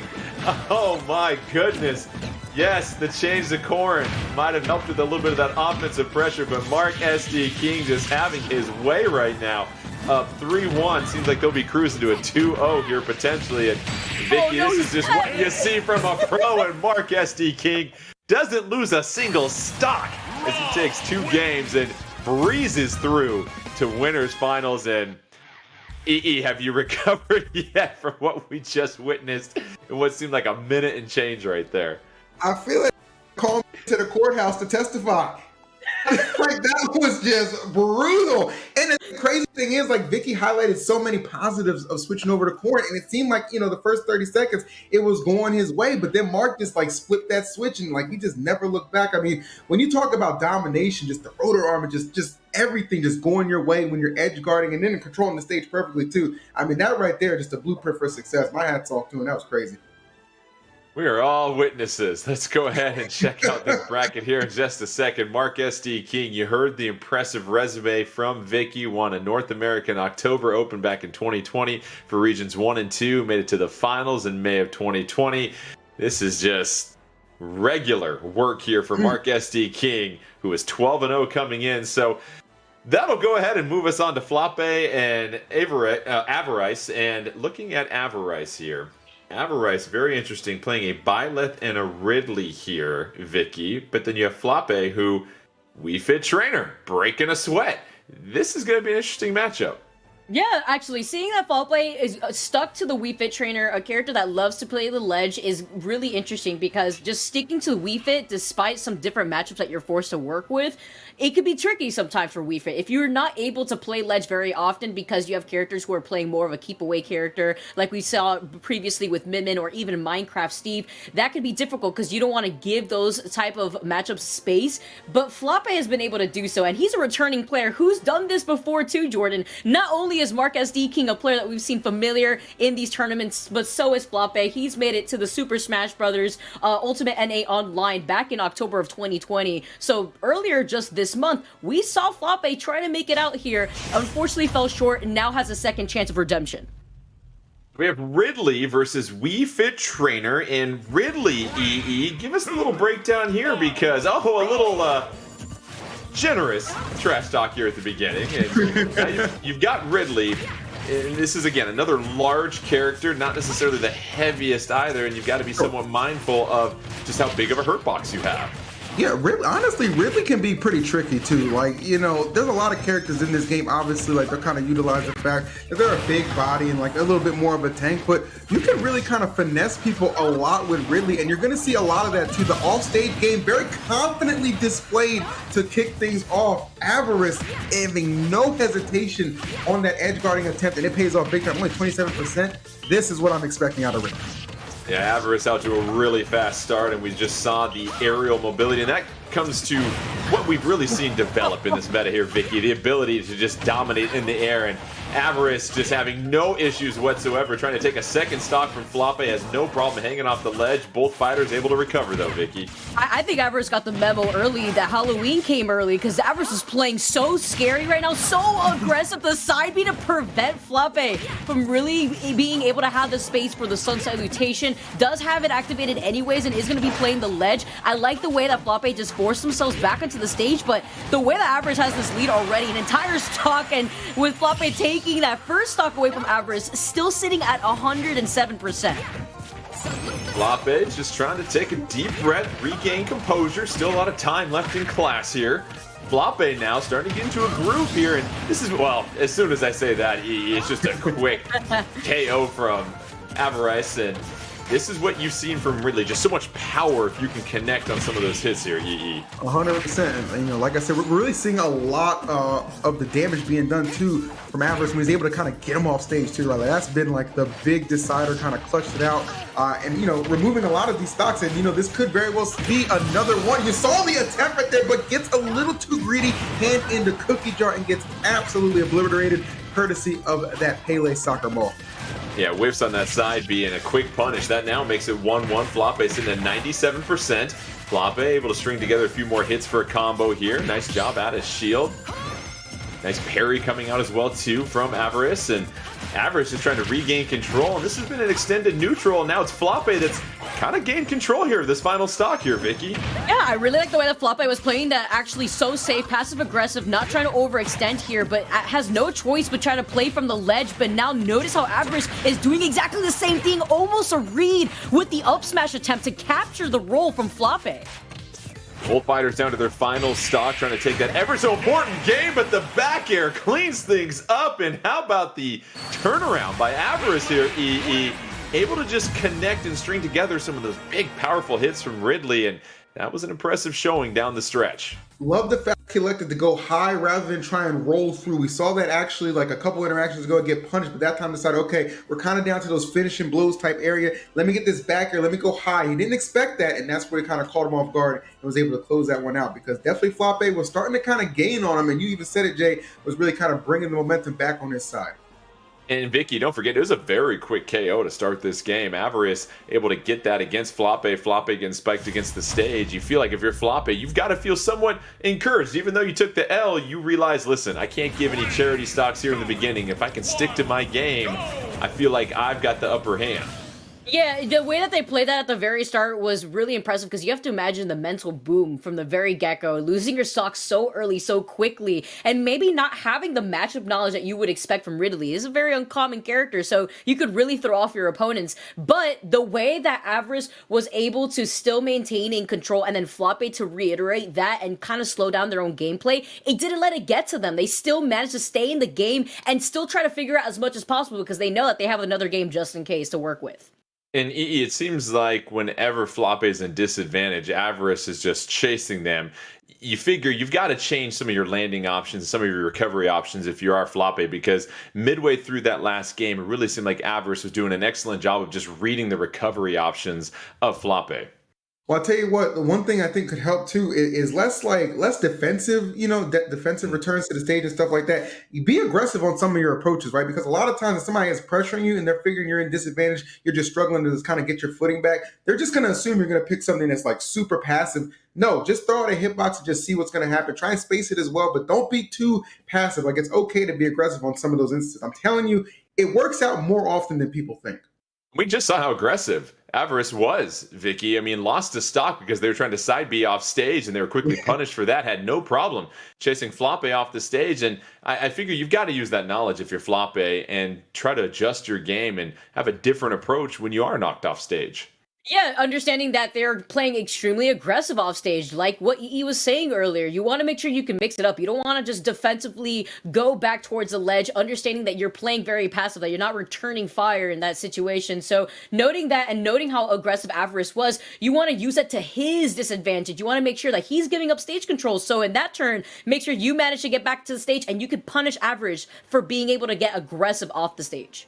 All right, well, we're still calibrating this matchup here between Avarice and Floppe. Avarice with that Ridley taking the first game. Winner of this one will move on to winners finals to take care of business, hopefully, or potentially against Mark SD King, who looked dominant in their first matchup. And this is what we're going to see, these different fighters, different characters. We've seen some switches here. And now with the Ridley, this aggressive Ridley EE, it seems like you've got to be very accurate if you are going to be that aggressive and chase and try and link together all these aerial combos when you're chasing someone down at disadvantage. I think Avarice has already shown, like, look, I have no problem taking some risks. Like, you saw the SD that we saw earlier, you know what I'm saying? Just anything to just try and get the stock removed a little bit quicker. And that's the thing, like, when you're playing these heavier type characters, you already know, like, your hits just do more damage, right? You try to utilize and maximize that. And when you're under duress, you're putting people in situations where just uncomfortable. That's where you're seeing a lot. Even that first stock in the first game was a perfect example of that. You got a big body like Ridley just chasing you down off stage. He gets rewarded because he's just so aggressive and you're just kind of scrambling to get back. And before you know it, you're back, but you're a stock down. Vicky, for people not too familiar with Wii Fit Trainer, what type of game are they trying to play? What are you trying to really put yourself in a position to do throughout the match? You're playing very passive-aggressive. You're holding onto the ledge. You want to make sure that you could utilize the ball to put in the pressure from far away. Ridley, being a big-bodied character, is more susceptible to getting hit in a very familiar way from our previous region when we were talking about Mewtwo, but isn't the heaviest in those terms. So because of that, you have to note that you don't want to be taking too much damage. And Sun Salutation not only helps heal Wii Fit Trainer, but also boosts those attacks, makes those attacks hit a lot harder, and you want to prevent that from happening, or else you're going to let Wii Fit Trainer run their own game. And speaking of running their game, EE Wii Fit Trainer, we mentioned a very athletic fighter, very mobile, has some pretty decent foot speed. Never really got a chance to showcase that because it seemed like Ridley was doing a really good job of, again, pressuring to the point where you were always reactive and on the defensive rather than being the one that's dictating the terms. Yeah, it's interesting because like it felt like the last maybe like 30-45 seconds of the game, it felt like, we finally saw Wii Fit kind of get to put in a little bit of work, you know what I'm saying, trying to mount the comeback. But what I want to see like more of that aggressive nature, more of that, offense being ignited earlier, like right out the gate, you know what I'm saying, being smothered, in the opening, first 30 seconds or so. That can really dictate how the rest of it's going to pan out. So you have to be able to kind of strike right out the gate and hang with this Ridley, who's already proven to be incredibly aggressive. Hopefully this game number 2 will give him some success in that area. It's like Floppe and Avarice are ready to go. So Avarice dipping down low, gets back up on ledge, and this is Floppe with a little bit of stage control early on here, and already racking up 43, and it seems like now that passive aggressiveness has turned into more aggressiveness here, Vicky. Yeah, you can see the way that Avarice is just not letting Floppe have that space. Floppe forcing Avarice to chase after them. But with these platforms here on Town and City, Jordan, you're going to have a lot of mix-ups with the approach that Avarice is going to have to his favor. Flappe planting Avarice and able to try and connect right there. Avarice landing safely, both fighters getting out of shield. You see a lot of these headers coming out. Nice little dash attack from Flappe. Here comes the deep breathing. Can't quite get that final breath though, EE. And now here comes that pressure from Avarice that we've seen and already closes the gap after just a couple of hits. You already know, man, he's not going to shy away. Big characters do big things, and he's trying to make some big plays right now. We've coming back, but unfortunately that sharp tail of Ridley there to meet him is going to close out that stock rather cleanly. And Vicky, we see sometimes the issue when you have a predictable recovery. You saw Avarice just hanging off the ledge, knew exactly the path that Flappe had to take to get back on, and read him like a book. Yeah, essentially playing ball with this back air and still going on. Avarice now with the mix-up. You saw the attempt to try to catch Flappe, but is it going to overextend off stage like we have seen from game number 1? I like the way that Avarice is playing this because it's still aggressive, but it's very bait and punish, and that's exactly why Avarice is able to get a second stock by the same ledge with the same move being back air. Copy paste the drop back air off of ledge, and that is just giving Avarice all sorts of control in the second game. Avarice trying to close this out and take on Mark SD King in the winners finals. Back throw, that'll take the first stock off of Avarice as Flappe tries to slowly try and crawl back into this thing. And I know yoga's not a competitive sport of any sorts here, EE, but you got to get a little bit more competitive here if you're Flappe. It might be the safer option right now for Flappe as well as we fit, because the battlefield's not looking like a place right now. This Ridley is absolutely just running amok. And again, it kind of comes down to just not shying away, taking the challenge, being aggressive. Even on this landing, you see right there, content to land by throwing out a hitbox. However, I do give Flappe a lot of credit, kind of starting to string together some damage here. 148 is definitely a very doable percent to take out this stock and keep yourself in the game, but you've got to do so without allowing it to kind of climb. And nice, keeps it sub 100, recovering a little bit of percentage as well, and still making this a close contest. And Flappe quickly, Vicky, has now made this a very close game. What was once 3-1 is now 1-1, and Flappe trying to close that gap. But Avarice getting a little bit more stage control once again. Misses with the dash attack, punished by the up throw, able to connect into one hit there. But here is the patient out of shield option, and that is enough right there, Vicky, as Avarice is moving on. Very, very slightly did we see Flappe even approach without the sun salutations being unlocked, but unfortunately right there when Flappe started gaining some momentum, jumping around Avarice's shield was not the move. The up smash out of shield being the best answer to kind of keep themselves away from Avarice, and that was the best way that Avarice was able to close out that entire set, 2-0.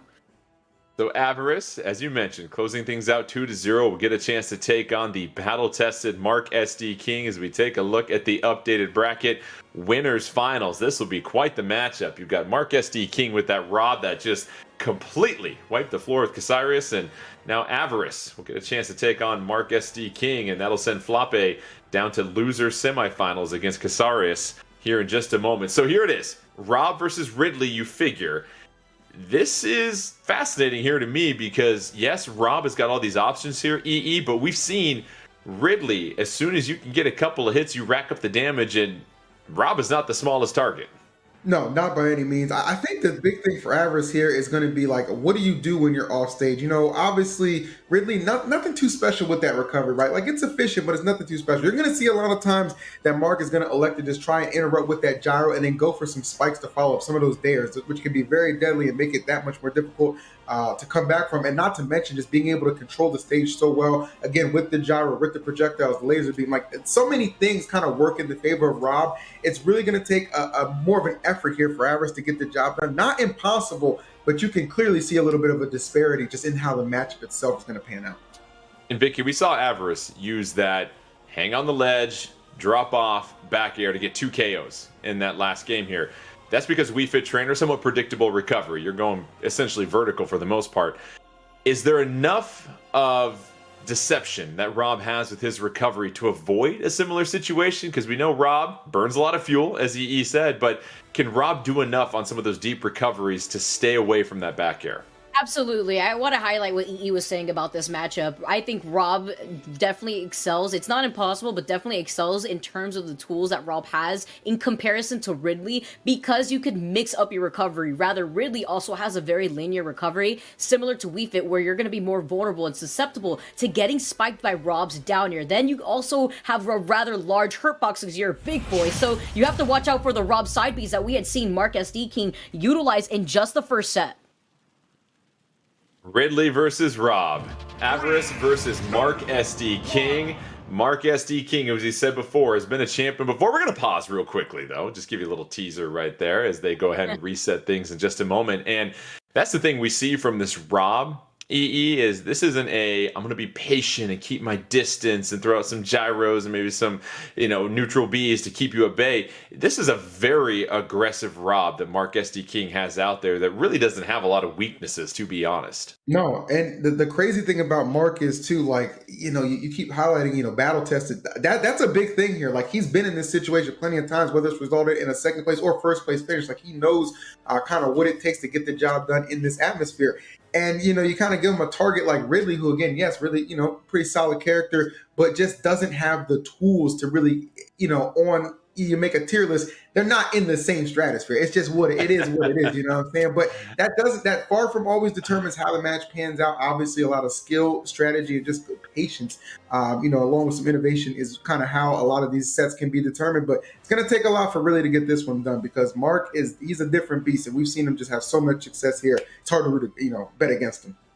And it will be fascinating to see what happens, because you have that experienced Mark SD King. But we saw enough from Avarice that Ridley can be pretty scary in the hands. And going back to understanding your matchups, Ridley, of course, one of the original new characters of Super Smash Bros. Ultimate. But you're curious how much experience Rob has against Ridley. And with Ridley here, Vicky, where do you compare against Rob in the air? Can you win that battle if you try to make it more of an aerial matchup rather than a grounded fight? Where are you looking for your advantages if you are Ridley? I would say maybe trying to stay grounded, but also learning how to deal with gyro is going to be key, because then you're going to have to worry about so many different tools being covered by Mark SD King. And you also note he's got the experience, so he already has a game plan in his head when it comes to some of these matchups. Because when Ridley did come out with Super Smash Bros. Ultimate originally, that character was very popular. A lot of players loves playing Ridley. I feel like now it's a little bit more uncommon, especially when it comes to some of these online events. But Rob is quite literally different than that. We see Rob being played a lot in a lot of different environments. So I'm wondering if maybe the matchup is going to allow players like Avarice to understand that maybe this is not the matchup you want to take. We also noted that Avarice had a byleth that they were able to pull out in bracket before too. So there's always that option if they don't like how this matchup for the game number one works with Ridley. Yeah, and that's what we saw in regions 5, 6, 7, 8, right? EE, where we saw someone go with Steve against someone's very, very talented fighter, and then all of a sudden you decide to make the change against that Min. You go with the Mario that closes the gap, and boom, you 2-0 him. So I wonder if this will be another situation where, all right, first game, we'll see what happens. If it looks like I'm clearly out of my league and I don't have the tools to compete with a Rob, I do have that secondary character to go with, and that's why it's important to have that secondary main, I imagine. There's when you get 3 stock, you should instantly be thinking something else. Like, can I just keep it real? If you get 3 stock, you have to be thinking something else. You're the best of 3, so and I like best of 3s because it forces you to kind of adjust and adapt and think even quicker on your feet. You know what I'm saying? Like, you have to kind of get the job done more so immediately than down the stretch. So, it does kind of come down to, do I want to utilize one of my secondary characters if game 1 doesn't go so well? Or do I just put my full faith into what's pretty much brought me to the dance? It's a hard thing to kind of balance out, but at the end of the day, you got to go with what you're more comfortable with, and you live with the result, man. That's what it is. Vicky, what are you looking for when you choose a secondary character? Are you looking for somebody that maybe covers up the weaknesses of your primary character, or are you looking for a completely different play style to throw a curveball to your opponent? How do you decide upon a secondary?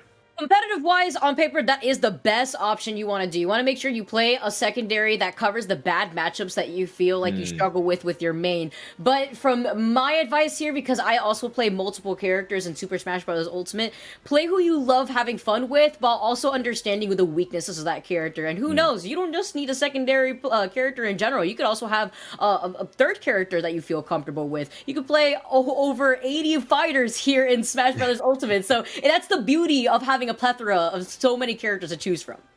And it's a lot of characters to understand, EE, because it goes back to, again, you've seen this at the highest level.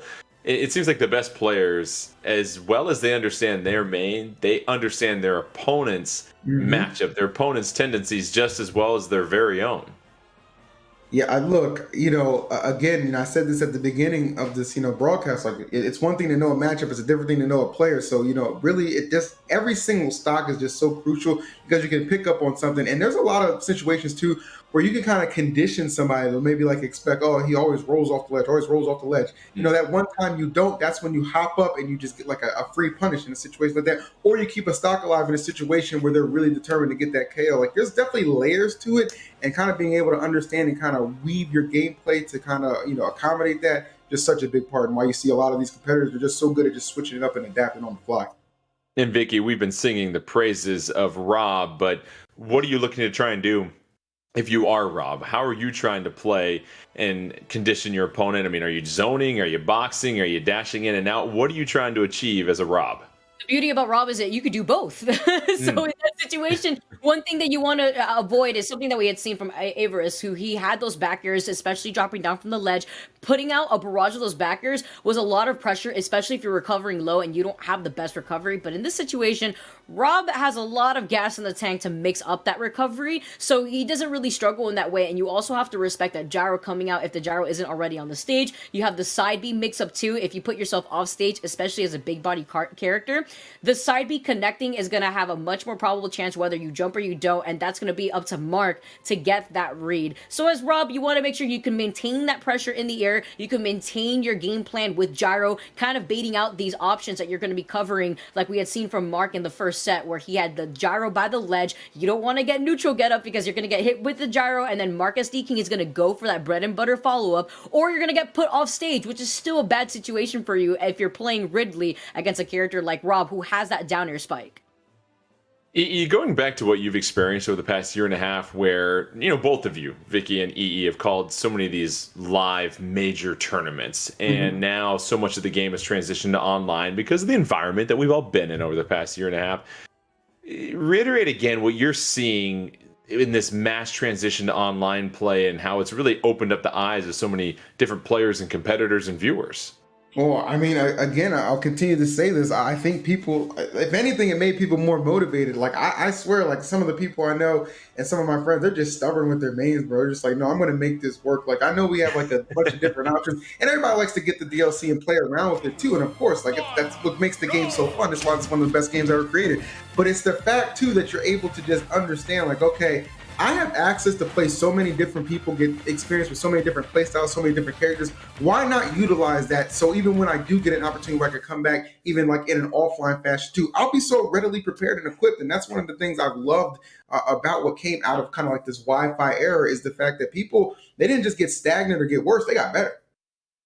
Well, it sounds like we're just trying to make sure that we land on one of the correct stages here. You want that correct layout, of course. As you saw right there, you had plenty of platforms sitting at the table, and one too many platforms for this tournament. So just thank you again for the patience as we wait for this matchup between our winners finals, Mark SD King versus Avarice. And remind the folks again, Vicky, the pedigree, the resume that Mark SD King is coming in here with, because this is someone we've seen a lot of over the last year and a half or so.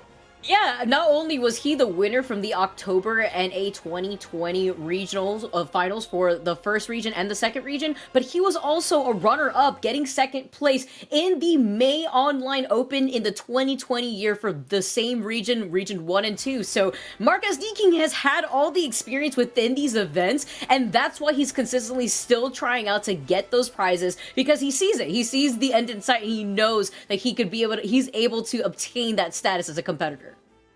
And EE stage selection obviously has a huge impact. We've seen before where you're on a flat stage with no platforms, and that changes your approach and how the platforms can change things. Let's start with Ridley. What kind of stage are you looking for? Do you want something smaller, bigger? What are you hoping comes up in these randomly selected stages? I would love to start off with Yoshi's if I'm Ridley. I'm thinking to myself, okay, nice little close quarters. We still have the triplat to work with. That's great. Something like FD or something like Kalos. Rob has too much space to operate. Like he has way too much space to operate. He can control the pacing, like use those projectiles to full advantage. Like that's just not what you want to see. And yeah, I know it's RNG. Sometimes you can't really control it. You got to roll with the best thing. Some good middle ground though. Give me Smashville. Give me Smashville. I'm not gonna have too many complaints about that. And Vicky, for Rob, it sounds like, according to EE, you want a larger stage to play on because that gives you more chance to be more mobile. Do you agree with that? Yes, absolutely. Because then you have the ability to kind of work out your options too. You have much more ability to mix up your approach option when it comes to dealing with Rob, who doesn't necessarily have to approach you, has all the projectile tools in the world to keep Ridley out. So we'll have most likely Rob versus Ridley. This is our winners final between Mark SD King and Avarice. And just as a reminder, a chance for what they're playing for: a gaming chair, a gaming headset, a NintendoVS US Fall Open 2021 trophy, 10,000 My Nintendo Gold points, a Super Smash Bros. Ultimate jacket, a backpack, a Nintendo Switch carrying case, the Super Smash Bros. Ultimate pin set, NintendoVS badge, and lanyard. And EE, you mentioned that the online play has made more people motivated. Do you think it's also brought more people into this competitive community of Smash? Because obviously you've got some people that have been doing this for years and years and years and have all sorts of experience, but it seems like more and more over time there's a lot more people that are jumping into the pool and getting a chance to play. Are you seeing that now that there's been so much stuff online? For me, one thing I think is it's a little bit of a trickling down effect in which, like, okay, people are kind of forced to play more so online. So you're going to play online anyway and compete. You're probably going to stream that. Hey, you're streaming, that creates a little bit of an audience for people to check out. Oh, this game looks cool. This is hype. I like this guy. I'm going to play too. I want to get involved, learn a little bit more about the community, from all sides. You have like the casual side, you have the competitive side. And there's nothing wrong with either side you choose. As long as you're having a good time playing Smash, bro, I think you're kind of like on the right track. And it's just so nice to meet so many people. And even some of these people who have really been excelling online, online, meet them offline for the first time too, is really cool. I tell you what, I'd love to meet Mark. I don't want to play him, but I'd love to meet him. We've got some Smash here finally. Now we're on a legal stage and we are good to go as Mark SD King trails early on as Avarice, and this is a bit of a smaller stage, EE, not Yoshi's Story. I know you wanted to turn the page on that, but this seems like this plays well to the hands of Ridley, a smaller stage here and small battlefield. No, I mean, the perks of the stage is in the name, right? Small battlefield, you know what I'm saying? Like, more close quarters action is definitely something I'm sure Ridley can appreciate, going to allow him to really kind of chase Rob down more efficiently and not get all that space between the two, man, which I think can really just hinder what Ridley's truly trying to do, as you see him just kind of patrolling the ground right here and really making Mark punish just for trying to regain some sort of stage control, just some footing, but he's unable to find it in that first stock going the way of Avarice. And Vicky sharking with that up tilt, very impressive read by Avarice, and so far he's doing a great job of just reading the recovery options of Mark SD King. Yeah, not chasing either, not trying to overextend. I love the way that Avarice is playing this with the double back here. That's something that you have to watch out for here, especially when you're so close to the blast zone and you're down an entire stock in comparison to the opposition. But Avarice is playing this so aggressively, like nothing has changed in comparison to what we had seen him in this first set. Avarice doing a fine job of just finding those brief openings, but here is the down throw, and that is a bread and butter of Rob, that down throw into up tilt. Yeah, pretty good right there. I mean, you can really kind of decide exactly what you want to do up there. You got up tilt, you got up smash. You can even follow somebody up with the up air. A lot of good options present themselves.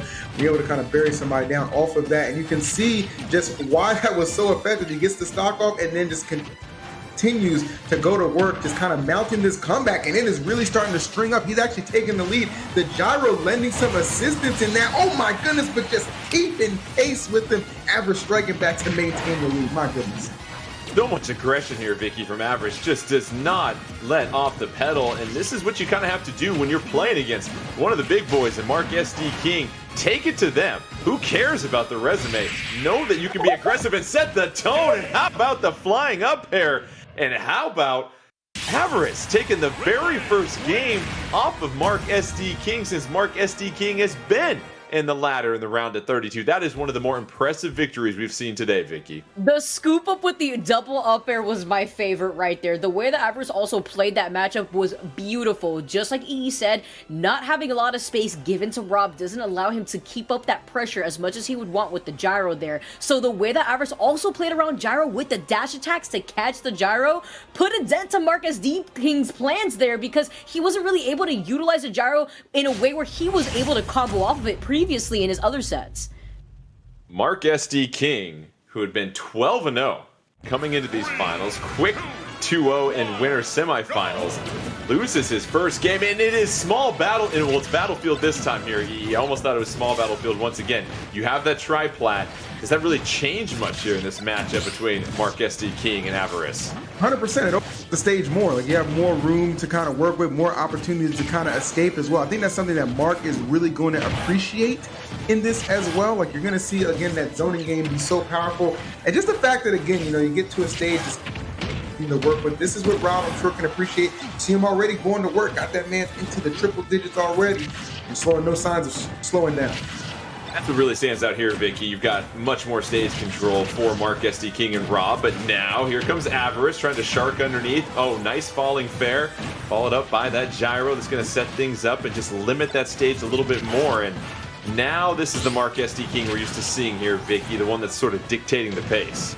Even though Marcus D. King is playing so much better, I love the pressure with the up air by the ledge, kind of tricky to catch Avarice off guard, and that should be a follow-up here, but Marcus D. King, Flub is able to have enough time to get a second grab, but the second one isn't even enough to get the bread and butter combo that Marcus D. King would have otherwise wanted here. Avarice now, being able to make this comeback is going to be huge because he's got rage to work off of.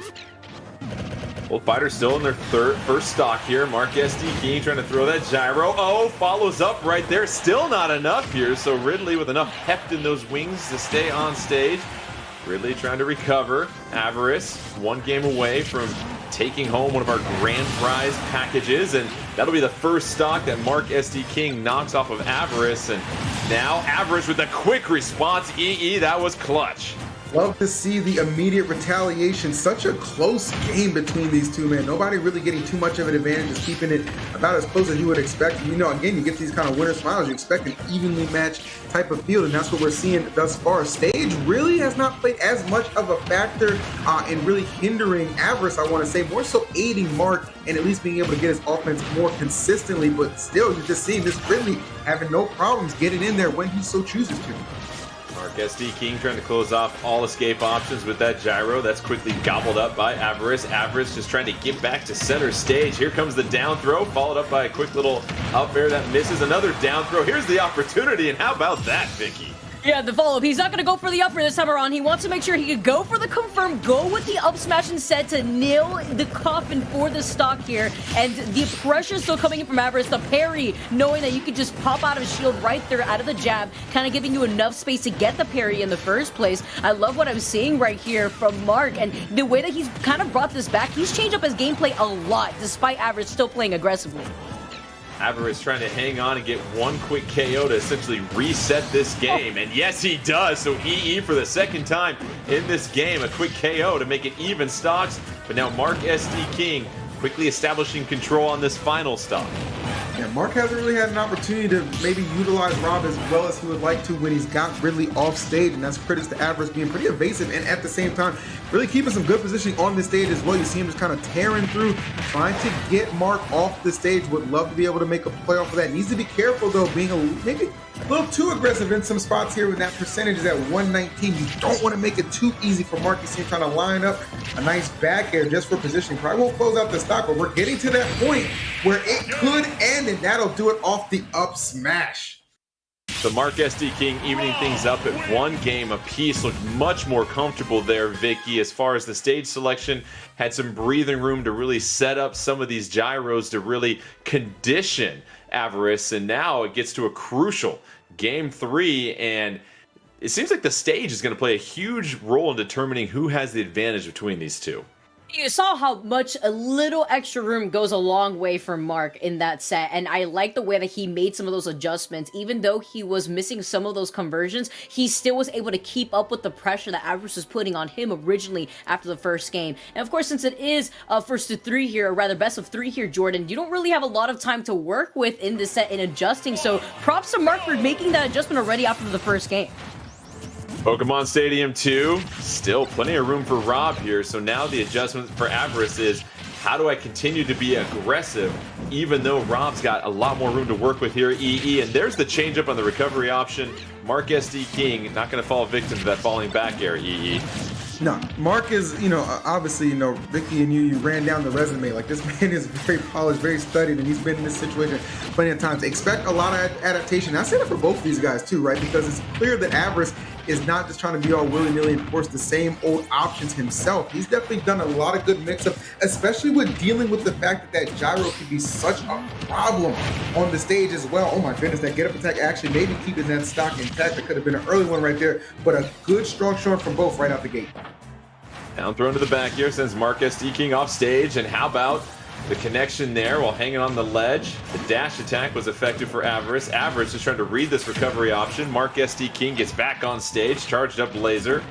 Avarice has to eat that down throw into the up smash. Vicky, and that down throw is just so devastating.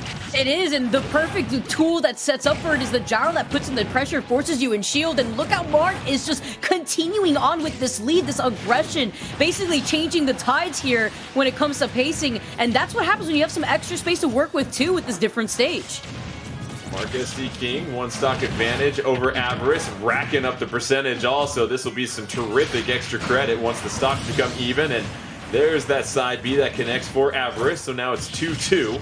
Can Avarice get back into this thing here, EE? And it just seems like Rob is doing such a great job, Mark SD King, of just cutting off some of these aggressive approaches. Yeah, what we're seeing is primarily a lot of what we thought we might see in that first game, though. I do stand by what I said. I think the stage had a big hand in how that first one went. It was a two-stock, by the way, of Avarice. But, since we've seen these stages in the last two, in Battlefield and Pokemon Stadium, more opened up. You're seeing Mark, plenty of room to work with. Look at that, even just kind of delaying his return to the stage, using that platform as well to his advantage, even to just kind of get some strings and combos going. I mean, this is just one of those situations where you're Avarice, you understand, okay, I got to make a play sooner rather than later.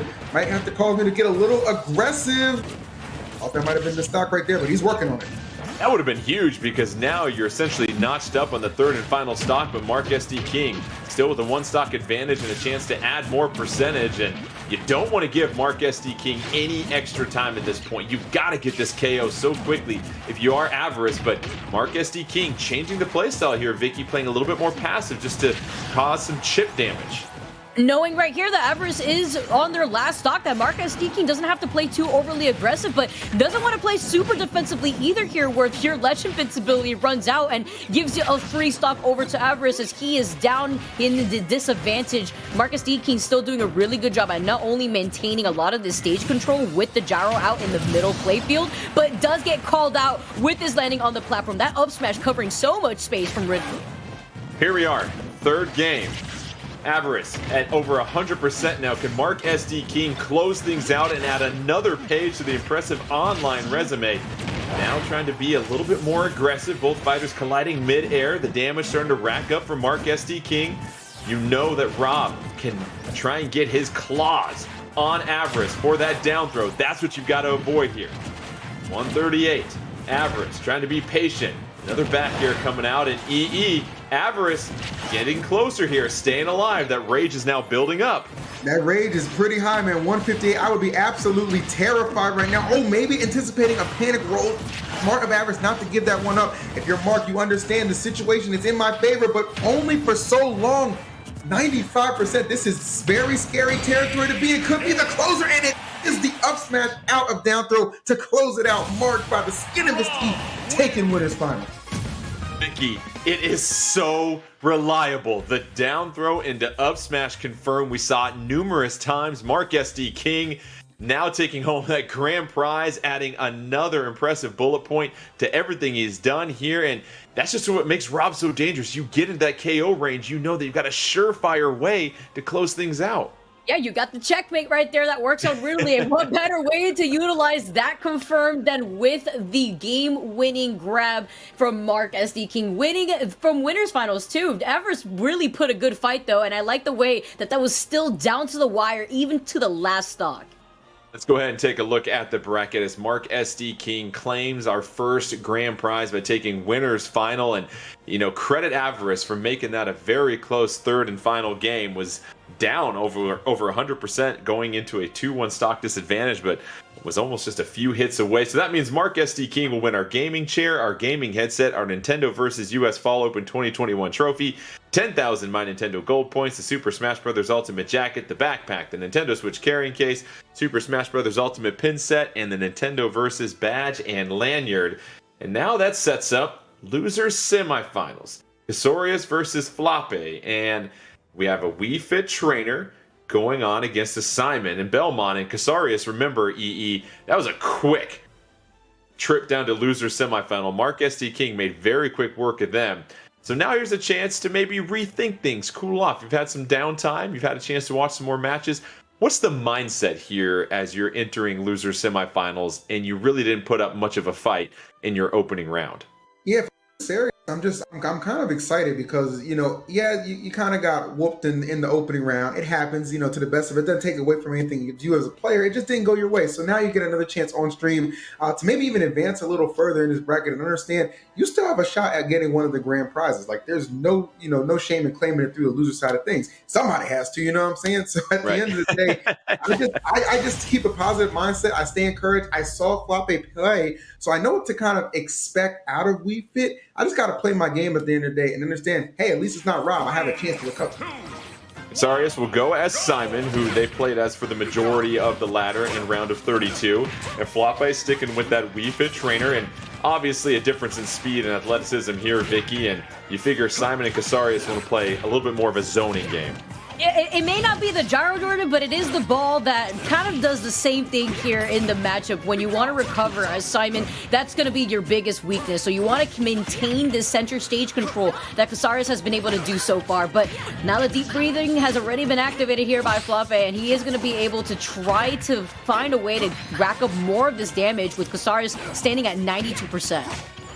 Well, those crosses coming out, but here comes the sun salutation that blinds Casarius and Simon, and Simon finally able to get back on stage. Nice little combo out of the holy water and the flame, and at this point, that's an early stock right there, EE. How about Casarius turning the tide? Yeah, it kind of looked like it was going the way of Flappe, just the way this thing started off. But I tell you what, it's not how you start, it's how you finish. So good stuff to my man Casarius, kind of weathering the storm. Tries to get a little extra credit on the damage. Gonna have to just settle for that 10% and be happy with it because we're just basically even back up here on Callus again. You know, Callus a pretty generous stage when it comes to sizing too. So closing that gap gonna be important for both these characters. I was just going to say that, Vicky, if you are Casarius, you got to love the fact that you have a larger stage because now you're spending less of your time off stage where we know that's where Simon struggles. Absolutely, and you also have those platforms too to add in a mix-up to that too, so you're gonna have Casarius going to be able to run away with a lot of that extra pressure. I like how they're also playing much more passive-aggressively here, because we can see Casarius actually have a game plan, being able to see him play a lot longer when it comes to this type of matchup. But you have to be careful with Flappe, still holding on to that second stock and still has the lead. As long as you can try to punish these landings from Flappe, Casarius could see themselves still taking the stock early. More of a measured approach here in this first game between Casarius and Flappe. Both fighters kind of feeling each other out. You see the headers and the holy waters, the crosses, the whips, and now it's just dancing around all these obstacles here. Nobody really has dominated neutral and maintained most control, but here's a nice little turnaround by Flappe. Yeah, seriously, Flappe understanding, hey, you know what, this has definitely been difficult to kind of wade through, you know, all this, you know, these projectiles and just this whole arsenal that Simon does kind of bring to the table. Goes for a wild up being going to be punished, but not lose the stock for it. Gotta be careful. They want to give anything away for free, but hard earned on that soccer ball snipe. Gets the KO, and now one stock away from taking it. Count one goal for Flappe here. Now 2-1 stock advantage, trying to chase down Casarius. Casarius, oh, it's another sun salutation, and that's the issue here, Vicky. If you're going to be a zoner like Casarius, you have to make sure you aren't dealing with all these projectiles and taking so much damage from them. Absolutely. When you're forced to jump, you know Floppe is going to be ready for that, but the retaliation, the aggressive way to land right back and set Floppe, put him back in their place here, now is going to force Floppe to be in the disadvantage, and actually, surprisingly, trying to land on Kasaurus. That was risky, but still manages to maintain not only that stock lead, Jordan, but maintain the lead in the set, taking game number 1. And it just seemed like EE that Wii Fit Trainer just a little too quick for Simon. Yes, Simon's got all these different tools and different projectiles that come in at different angles, but it really just seemed like Wii Fit Trainer was running laps around Simon. And now if you're Kasaurus, maybe you think about a change. You saw the change to Corrin earlier, but that didn't work out against Mark SD King. And what do you do? Because if you get stuck on a small stage, you're really in trouble. That was one of the more larger stages that you could possibly get, and you still couldn't quite dominate or maintain control of neutral for most of that match. If I had, the crazy thing about that is too, like if I'm, on this side and I'm thinking, okay, I would want that amount of space, you know what I'm saying? That's what I want to operate with, but it really just didn't make any much of a difference. It's almost like it delayed the inevitable, the way Floppe started to kind of go off when they really started to connect those hits. So it's definitely a challenging affair here. You kind of got to think, okay, do I want to switch things up? It looks like the answer to that is going to be yes.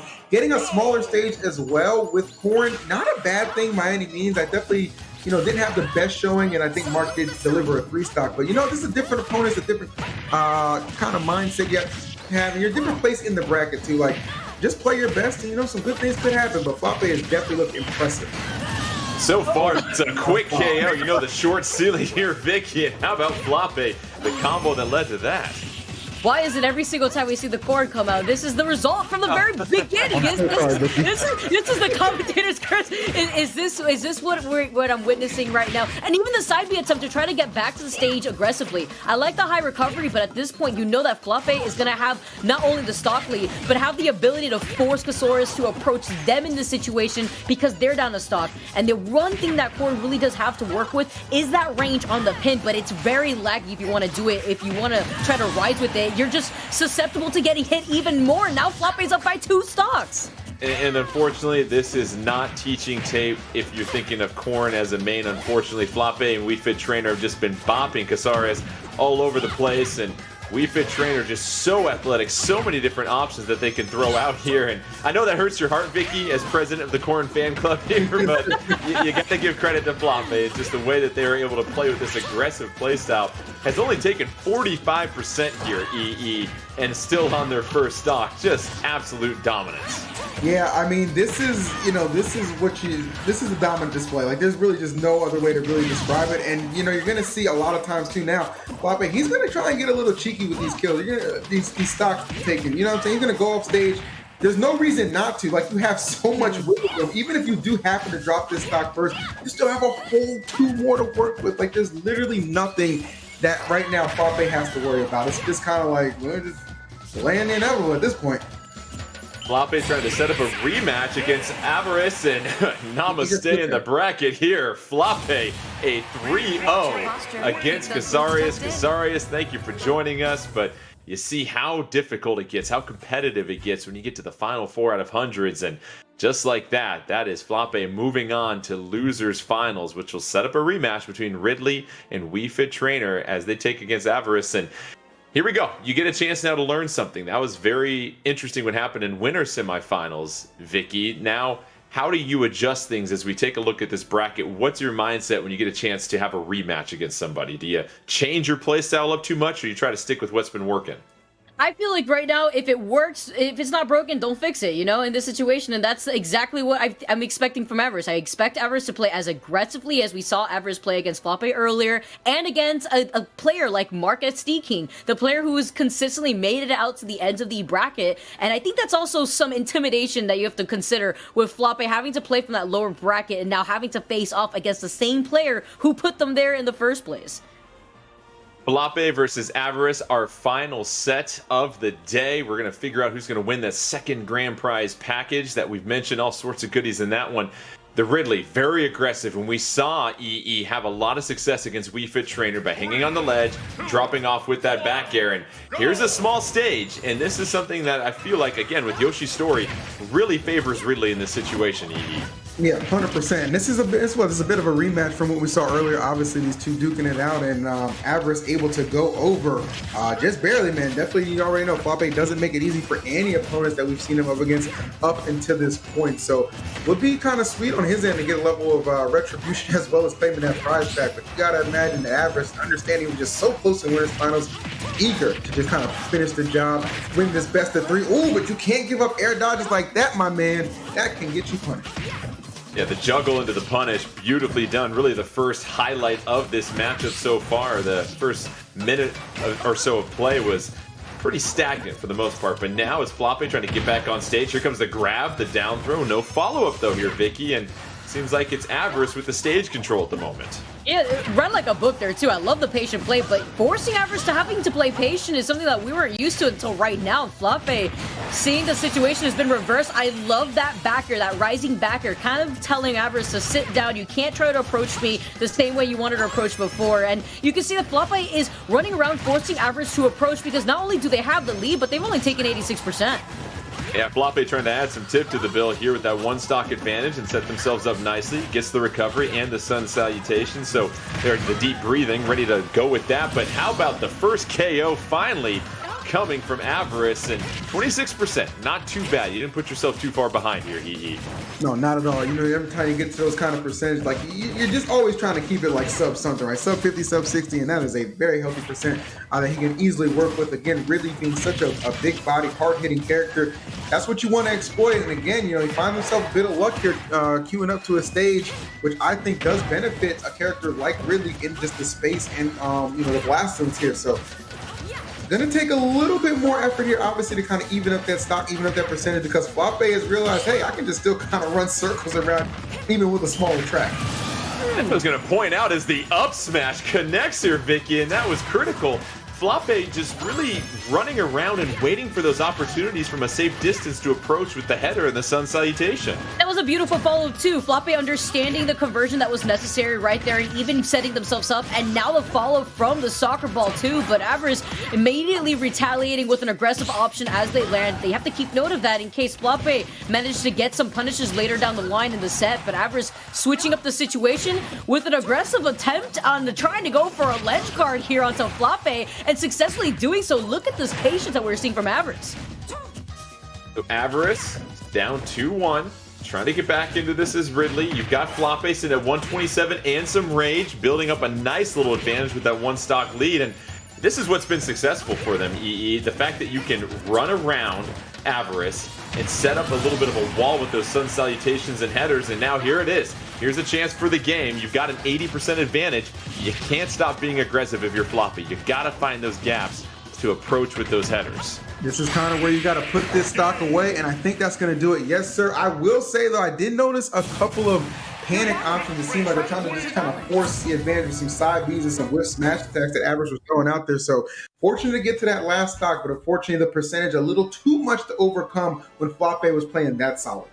And Vicky, that's a great confirm, that down throw to plant and then follow up with a smash attack. It is so useful having one of those tools in your back pocket, one of those absolute confirms that not too many characters really have. When you get to that situation, final stock versus final stock, you've got them within KO percentage. You know, if you can just get your hands on them with a grab, it's basically curtains. Yeah, Avarice is looking back at the set that he had with Mark SD King, was like, you started this, and Flappe taking notes, basically doing the same thing with another character. But that's the trade-off when you're playing a big-bodied character like Rob, basically, but Rob just has different tools. But with Ridley, your hurt boxes are large because their character is large, so you're trying to work around a lot of these projectiles that you have to deal with Wii Fit Trainer and Rob, and you're kind of meeting the same fate with these confirmations.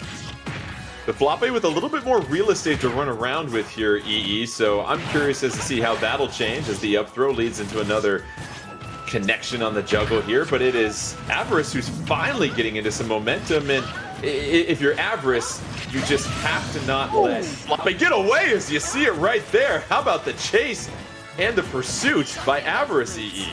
Yeah, he had that lock and key, bro. Those wings were locked on, and the target was definitely found on that. Great exchange and great response, too, from Avarice. This is obviously something he's going to need to kind of force this game number 3, a hot start. And really, if he can kind of keep up this momentum, he has a good chance to finish this game and take it headed into game number 3. You can tell just the way he's playing, man, that's exactly where he's looking to go. Avarice with the quick and early KO. We saw that in a previous game in winter semifinals when Avarice was victorious in that set, but now it's 2-2. Flappe didn't lose too much ground with that second stock. Flappe now trying to maintain stage control, does a fine job, but however eats that up tilt. And now we've seen this string before, Vicky. It is so beautiful, and Flappe able to get into it.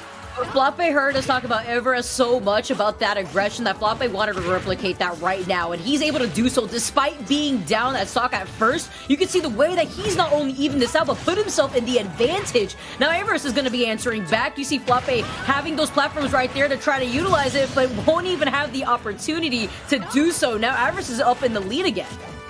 And these are some narrow KOs that we're seeing from Avarice. I mean, at 118, that is clutch to get that EE, and that could be the difference in these types of games if you're just a few percentages off versus letting them live. And so now, if Avarice, the goal here is you've got to make sure you just build up as much as you can before you get to that final stock.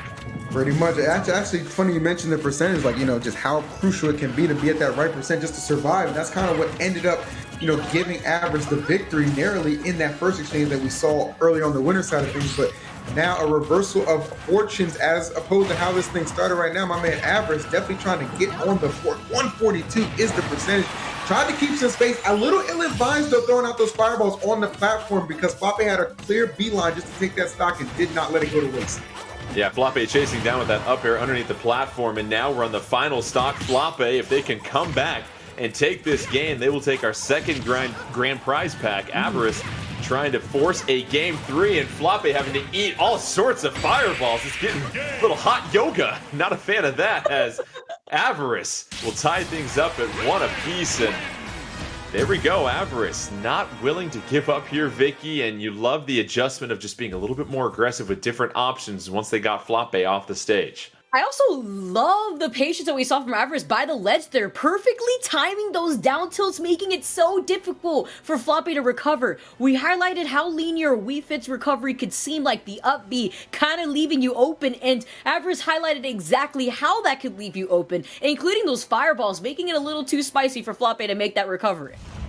That'll bring us to a third and final game 3. It's what you sign up for when you go ahead and enter these tournaments. Some drama going into losers finals. Winner of this game will take home the second grand prize pack. Let's go ahead and run it back on the same stage here. And EE, did anything stand out to you as far as an adjustment needed by anybody, or is this just, hey, run it back and the better player wins? I thought Chris did a fantastic job playing the platform as well, because he not only used it as like kind of a withdrawal, like for defensive purposes, he was approaching off of them too, right? Like in catching, a lot of times Flappe was catching some of those approaches as well. So basically, oh my goodness, I was basically great side B there, just basically utilizing it for both offensive and defensive purposes. I think that was the big difference, and that first stock being obliterated could too be the difference in how this one finishes. The hard read on the side smash, Vicky, and every once in a while, in a golden moment, you get a chance for one of those to connect in a match, and it is sweet. It feels amazing, and it also can help shift the phase of the match in your favor too. And you see that right now with Avarice holding not only center stage, but keeping up this pressure, just passing the ball right back to Flappe, and even trying to throw out a backer on the platform in case Flappe wanted to mix up their recovery. This is a critical point in the game, and there it is. Flappe able to tie things up on the stock front. That could have gotten out of hand if Avarice had gotten some more percentage. But now it's Avarice, once again, has Flappe off stage where they want him. And Flappe can't convert on that absolute open opportunity. But now it's Avarice, again, doing a great job here, EE, of just maintaining control in the neutral. Yeah, Flappe is just really playing under duress right now, and finally starting to get some hits to combinations to start adding up that percent, but it's really hard when you can't get your offense flowing because you're too worried about being KO. That side B again, paying off big time as my man moves just one stock away from taking the grand prize. Don't get no free damage up like that, brother. What were you thinking? Already 58%, Vicky, you caught it. It was one of those rare moments. And how about that? Avarice already building up the percentage. It wasn't a 0 to 100, but it may as well be halfway there, Jordan. And now we can see Avarice just one stock away from taking that winner's prize. Look at this, the down smash, and he thought he doesn't even have the chance to react and DI properly because Avarice was all over him from the start of that game. Avarice comes from behind, down 0-1, takes 2 straight games, and claims our second grand prize. And congratulations to Avarice and EE. We saw that, just the ability to adapt your playstyle ever so much, to be a little bit more aggressive in some moments, patient in some others. Really like the way that Avarice bounced back and turned things around. 100%. You know, you lose the first one on Yoshi's and then you queue to Town and City twice. Like, hey, we'll take that. Really was not shying away from taking the challenge and being super aggressive. Didn't seem to have any problems with any of like the projectiles too that you saw Flappe trying to kind of introduce into the setting. He was just like, no, I beat you in winter side. I'm gonna run it back. I'm gonna get that grand prize. I'm gonna call it a night, Jay. That's how you end it. All right, let's take a look at the final bracket here as we have our second grand prize winner, and that is Avarice. After falling to Mark SD King in 3 games in winner's final, gets a chance for some retribution and will take home that gaming chair, gaming headset, NintendoVS US Fall Open 2021 trophy, 10,000 My Nintendo Gold points, the Super Smash Bros. Ultimate jacket, the backpack, the Nintendo Switch carrying case, the Super Smash Bros. Ultimate pin set, and the NintendoVS badge and lanyard.